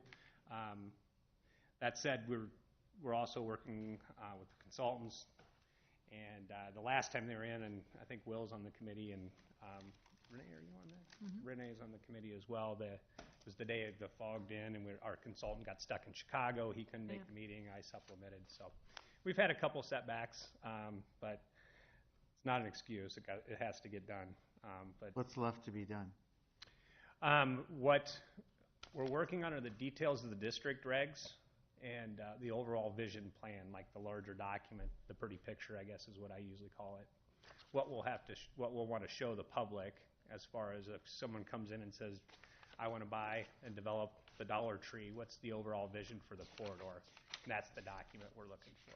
So We want it done right, but I mean, is it going to get done in this next? I will provide a much more detailed update on it. I mean, even if you have to come in early or stay late sometimes, or, you know, can we get it done? Yes, we'll get her done. I got one question, since I have not been involved in this in the past. It concerns me a little bit when with your comment that there's not really too many others like that, and it makes it sound like we're being very, very special. To me, that makes us stand out and apart from everybody else, and is going to make Marion be a lot different or a lot more difficult. So I've got some concern when you make that kind of a statement. Yeah. I mean, I've got a concern. I don't want Marion to be a difficult place to. No. I want to do it right, but I also don't want to make it difficult. And kind of when I hear you say we're going to be special, that concerns me. Yeah.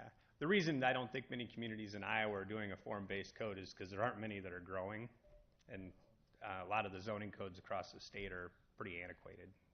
So when you start looking at zoning in a corridor like this, and you want to see something a little bit special, it takes something a little different.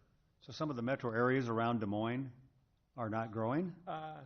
Des Moines has a You got form-based Ankeny, code. you got a number of cities around there that have been growing pretty rapidly.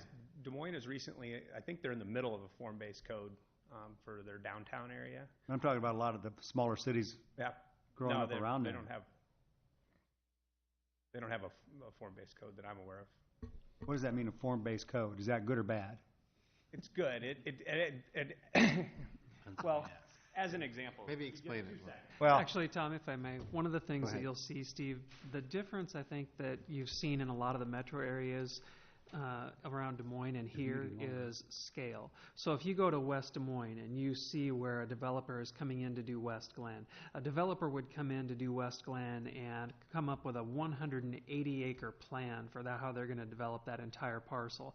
And they would put in expectations from the beginning and controls about this building is going to look like this, it's going to sit like this on this lot, this is how the whole thing is going to work together as a system that would be master planned. Outside of so the developers were really doing it there, and the communities didn't have to intercede. But there aren't very many that you can point to in the West Des Moines area that are going through what we are, which is the redevelopment of their central core of their city. Virtually every one of them out there, other than maybe Windsor Heights, is all new expansion. It's all greenfield development. So they really haven't had the need for it. If they were going to go through and do something like this, they'd probably be a lot more strict. The one that really comes to mind in that area is, now I'm blanking on the mind of it. It's in West Des Moines. West Glen? No, not West Glen, the old one. Valley Junction. Oh, Valley Junction. Has very strict controls on what you can do in that area. The other one that in Iowa that has a form-based code and has for a long time, although it's a little different than what we're proposing, is Pella. Because they have very strict design standards and expectations for what occurs down through their main street. So yes, it's a little different, but our circumstances are a little different as well. Doesn't Coralville have something like that too? I mean, they've got pretty strict standards. Yeah, they have solid design standards. Where things should go and what they should look like. Yeah. One of the issues that we're dealing with is if you look at our zoning code and our use regs, I mean, they don't even address mixed use. It's not even addressed. Right. So when we're trying to add in codification into our existing code, like we have to basically redo the entire use list that we're using and define each one of those. So there's probably 25 pages of definitions that have to be worked into this, and they each have try to define family right now is a very difficult thing from a legal perspective. And there's just some tweaks and things that take time. So anyway. How much more time? I just did it for the 6-month period. If we have it in, it takes 3 months to adopt for all intents and purposes. So 3 months to adopt from time of completion, right? Correct. And when is the time of completion? So we'd need it done in 3 months to get it adopted in 6 months. So July? Yeah. Okay. Boy, now I've done it. Did you turn the mic off? I was just going to. This is being recorded. Wow. Focus some attention on this, though. I mean. Yeah, absolutely. In not to provide excuses, we're also doing this out on 35th at the neighborhood Indian Creek. So we've got that going as well. And we're doing the same kind of codification with RDG. And then we're also heavily engaged in the planning and zoning associated with the airport, which needs to be done in, month and a half to secure the funding. I have full faith in you that you can do it all. So you just focus some attention on it. Yep, we'll do.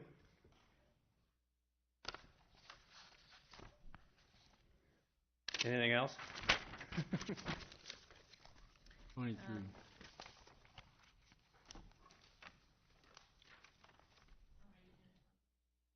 23 and 24. What's 23 and 24? Not so fast. Nothing else on that, but you still have to finish. You know, my I think 23 actually is coming off. That's the oh workforce yes, I'm housing sorry. one. That's why the tax credit project. They've withdrew their request, and then there was a payment for the removal of a fence, demolition, and then addition of the fence out for the Grantwood Trail. Just so the council's aware, that number on the resolution, I think in the packet it was correct, but in the resolution it's $250 off, so we'll change that for Thursday. But. Okay. Did I get them all now? No, I think you did. no, I have an item. Oh, you have a question? I'm looking at legal when I say, I'm have in front of me the department reports from last month. And I have a yes or no answer for you, Tom. Do we have an ordinance involving storage garages? They're regulated, so yes. I am very unhappy when this council turned down a fourplex on Consina Avenue in the highway because planning wanted a commercial property there across from the Knights of Columbus. Mm-hmm. And now we have storage garages going in there, which the zoning allows if we have commercial zoning, and we need to have a separate issue, in my opinion, for storage garages. Because obviously you're not going to get your commercial property in there now. You're getting storage garages. We could have at least had a good-looking apartment house in there. Hey, Paul? Yeah. I don't think I was on that council, just for the record. Yeah, I was. Saying how I feel about it, but you said this council. Well, I voted for the apartment, so I can just tell you that right now. You can go back and look for it. But I do think we need... Currently, the code does place storage garages in the commercial district, the C3 We need district. to look at that. You can put it in the... How do we, yeah. Yeah, put it in the industrial district. I mean, do you really want storage garages all along Highway 13, or, I mean, there's a spot for them. Yeah. Generally, they're associated with an industrial district. Or, yeah, or 7th Avenue. Most Mayor, of the time, commercial Legal land is value. reminding me that for us to discuss this topic, it has to be placed was a yes or on no, the agenda. Okay. So. I think we should put it on the agenda for the next meeting. Yeah. I think we'll this still be here for the next tangentially relates to a discussion on the agenda item relating to just rezoning to certain parcels in Marion. And that's what I'm going to stick with. Okay, thank you. It was in the report. All right, Mr. Administrator, Oh, it is in the Okay. report, so. Mr. City Manager. Sir. Yeah, well, first I'll help you out a little bit. There's two items that are going to be taken off of the agenda. One is number 5, the grant applications for the Marion Municipal Airport are going to go back through the Airport Committee for further review before they come back to the City Council for approval. And then the closed session that's on there later, the attorney has a conflict. Once we saw how late the meeting was going to go, they already had an obligation this late at night, so they weren't able to do it for Tuesday. Does that mean it gets moved to Thursday or just a different future date? We're looking at Thursday. We need to see how the time shapes up for that one again, because there is a window where he would be available. Okay. Could you let us know in advance of Thursday, just from a planning standpoint? and my Absolutely. own personal So we life? can bring Thank you. dinner in. Yeah. That, just to be clear, that's not me that Lon is referring to. Yeah. That's Okay, a Perry. different attorney. Dorsey and Whitney. Yes. Yeah. All right. So number 1 is the memorandum of understanding with Timberline Manufacturing. The city is agreeing to do 2 pieces here. One is to provide the required amount of match that they need for the high-quality jobs application that the company submitted and was awarded. But there's also a competitive piece where we're helping to cover the costs that the higher costs of development in Marion versus two other options that they had in other communities across the metro area. So the total amount would be $800,000. We're proposing that it be an 8-year rebate with 7 years at 60% and 1 year at 20%, up to the maximum of $800,000. With these types of projects, we try to project out what their taxable value will be, but it's always a little bit of an inexact science. So if it comes in considerably higher than we would anticipate, they'd reach the $800,000 earlier. Any questions on that one? The only other thing I would point out is that there's one thing that's a little bit unique in this one, and that we're agreeing to reimburse them for design and construction costs for sanitary sewer. The council had seen a report from engineering that indicated that we were going to have to run a whole new sanitary sewer up, either from Lyons Lane or 8th Avenue or even from across the creek. When they changed their project and went from an expansion to a standalone building, they're actually going to be raising the elevation of their building about 9 feet. That change lets us bring sewer in off of Blair's Ferry Road. So instead of that sewer costing somewhere between $300,000 and $400,000, it's actually going to cost between $18,000 and $20,000. So that was a big positive for us. Wow. Huge difference. Okay. So unlike Mike, who keeps bringing you higher costs, I'm bringing you some lower ones. Good job, Lon. How's it feel under the bus over there? I believe it was engineering that found that, though. Credit where credit's due. He's right. Number 2 is an application from Sunny Ridge for tax abatement. The Sunny Ridge apartment complex workforce housing project out on the eastern edge of the community. The city agreed through urban revitalization to provide some assistance for that project. When a project is completed, they have to apply. This is 4 lots. They'll have to apply for each lot as they are completed. But once they apply and the council concurs, then it moves off and you never actually see that application again. This is just, it's an indication that the abatement is going to start. They're applying for the first building of 4 buildings in the planned first phase, and the law basically says that the city council shall sign off on it. So we have a resolution that will go into Lynn County, and from there we don't see anything else on phase 1, or on the first building on phase 1. But each other one, as they're completed, will come back to council. They may choose to do it on one or choose to do them individually. Questions on that one? Number 4, Lynn County is actually creating an urban renewal area for Prospect Meadows. They're doing that to help with the mechanism that they wanted to use for financing their cash contribution to the project. So we have to, since it's in our 2-mile planning area, we essentially have to sign off on it. It doesn't affect us really one way or another. If we ever wanted to create a TIF district out there, we're still free, once it's annexed into the city, to create our own urban renewal area. We could, though, because they have created an urban renewal area, exercise certain urban renewal powers out there if we chose to do so. So we do anticipate that the area will be annexed, but as I think I've told the council before, right now they're eligible for USDA programs, so until their financing is closed from USDA, we would not proceed with an annexation. Is there any potential harm in doing this, or no? No. Okay. No. Lynn County's looking at using it basically for a pretty tight purpose. Lynn County hasn't been like some other counties where they've actually used tax or increment financing or anything like that. I don't think they anticipate it. Okay. So I said number 5 has been withdrawn. Number 6, the last piece of the Uptown parking lot project was the disconnection of the water line. That's been completed, so this is the final piece of the escrow that we would be releasing on that project.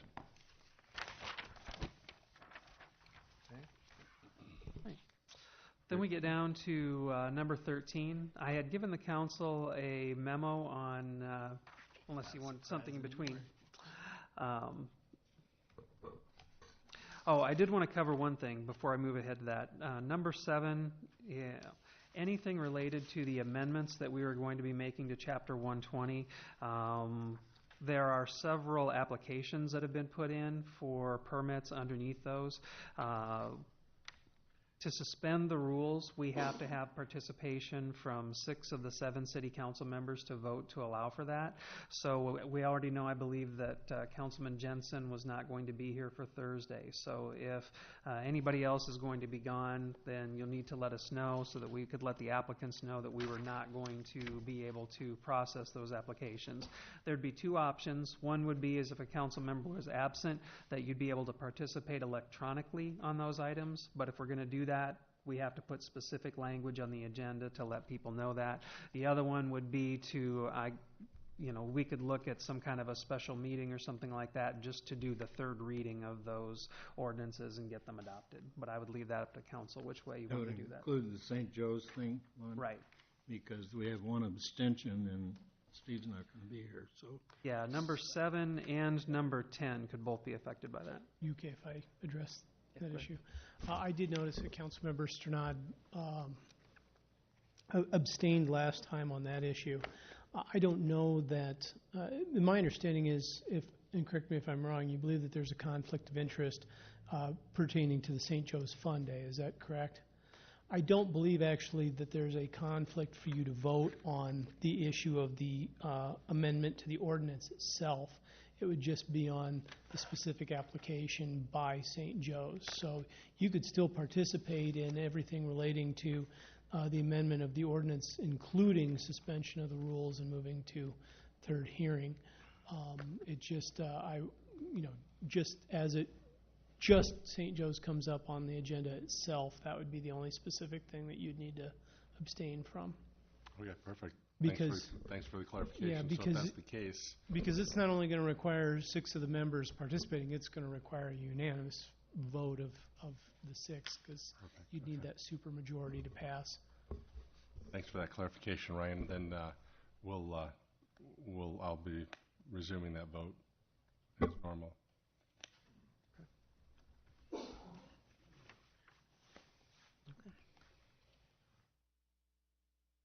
I know. Ready? I know. Number 13, I had included a memo for the council along with some supporting documentation for why we do our pay for performance system the way that we do, along with some history associated with it. The current program has its roots, like I noted in there, all the way back to 1994. And as far as the changes to it since then, I would characterize it as kind of nibbling around the edges. One of our work projects for this year is to do a more complete and more thorough redo. But over really the last 2 years, several council members have brought up different things or different ways that the policy could be changed or tweaked, or different ideas for things they'd like to see included in it.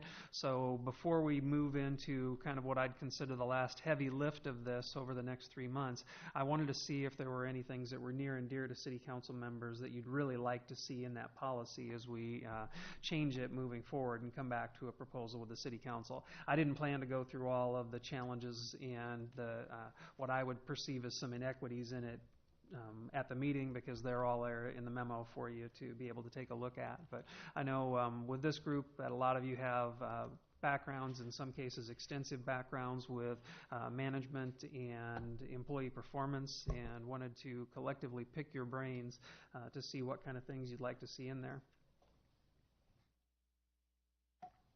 Well, I'll make a general statement, and that is, when you get into compensation and incentive packages, I mean, there's 1,000 ways to do it.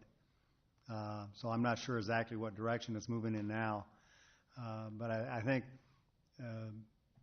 looking at incentive plans for a city has got to be quite a bit different probably than looking at it as it is for a for-profit company. So that's my background that I'm used to. And of course, if you're making more profit, more money, you can provide a lot more incentives.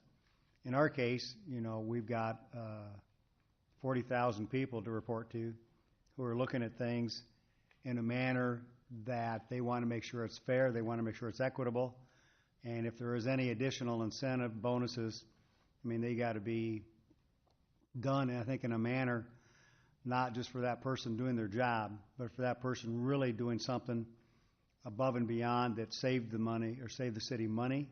They did something that was a lot different than what was expected. To just say they did their job, to me, is not a lot of pay for performance. And the other thing I would look at is if somebody is at the top of their wage scale versus somebody's at the lower, depending on what they're doing things on a percentage basis across the board is not an equitable way to do it.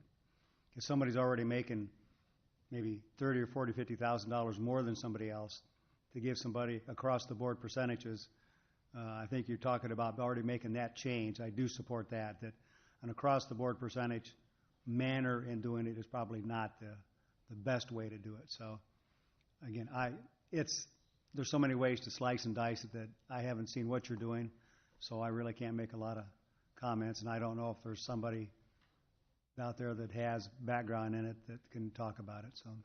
Yeah, I just want to echo what Steve's saying. I kind of feel the same way. My only experience with it is also in the private sector.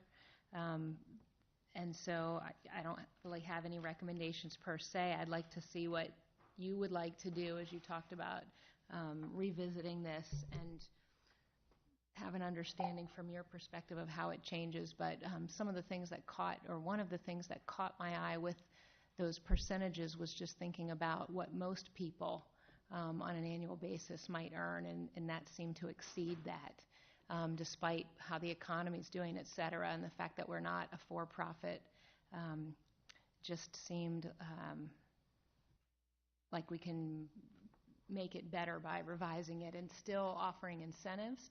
But, I worked in a school district that was a great school district. I think Marion's a great town. I worked in a great school district, and the pay wasn't as good as some other neighboring school districts, and we were told, well, why isn't our pay as up to standard as theirs? And we were told, because you work in a great environment, because, you don't have security guards here, because there's a lot of professional development. There are a lot of things beyond money that I think are good rewards and incentives for employees. And so I would just ask to look at things other than money that can be incentives, whether it's time or recognition or professional development or something. But as creative as municipal government can be, I'd ask that we explore other avenues as well. I've had the opportunity to take a look at the last 6 years' worth of records in reference to pay raises, and they all kind of had the same theme and the same increase. Everything from 4.25% up to 5.25%. I as well too don't have the municipality background as to how to value these things. Obviously, consumer price index, I am very familiar with that, how it works, cost of living increases. When we take a look at our package plans, there's a net pay, and then there's also our total package. So there's our health care, our benefits, our retirement plans, our stipends, to give us an overall total benefit. The thing I also have is the last 6 years' worth of records of how we've somewhat validated those by showing the new caps for those titled positions, and how those have continued to increase over the last 6 years as well too. So in my opinion, it seems like it's a moving target that just continues to keep moving along with that. I see the trends to it. After a while, I've done the pay for performance evaluations as well too in the private sector, and I sometimes challenge the time that's being put in those. I really like the 360s at all levels. Sometimes people are surveyed by opinion of their peers to get a cross-section of how does that actual individual work within their department and the individuals in that particular category. So I don't have the answer to that as well too, just a lot of different ideas, and everybody should be rewarded, but whether it comes to that substantial amount of increase from that, we're dealing with a budget, and we don't have it coming in the back door to compensate for that. So those are concerns I have, but I think it needs to be reviewed. Apparently, it's going to be reviewed, and as we continue to get larger and get bigger, we've got to make some, in my opinion, I think we got to make some changes. But the pattern I've seen over the last 6 years, we're just they're almost boilerplated. There's a few minor adjustments in there, but obviously there was some reason for that, but pretty much it showed a trend, I guess, is what I'm trying to say, so. I agree with what everybody has said. I just think it needs, I mean, we want to reward people, but you should be extraordinary to get the top amount.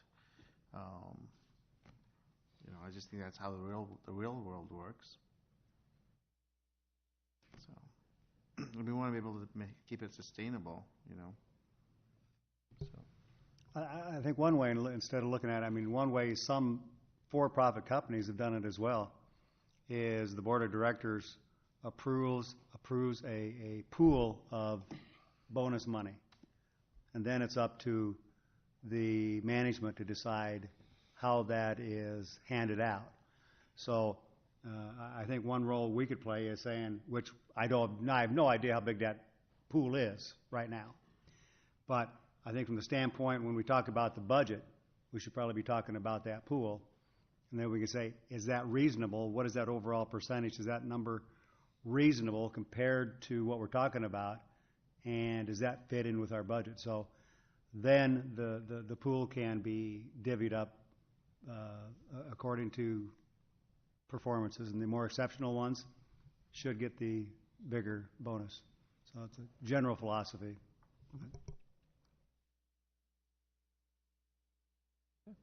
Well, this is one of those things that we're going to be working on over the next several months. If you have anything or run across anything anywhere, by all means, let me know. If you have some other ideas or things that you'd like to see put in there, but we'll forge ahead. Thanks for bringing it. Okay, anything else? Can I just ask? Yeah. Can I just ask back to this 9C, the new item with the surprise birthday party? Yeah. That I know when we know the ordinance hasn't been changed or anything, saying no minors in after 7, but this says minors in there till 8:30. I don't know if I would agree with that. So I guess I would ask maybe if this is separated for vote. Oh, because it's and not in gotten the ahead consent of. calendar. Okay. Yeah. That's a good point. Well, anything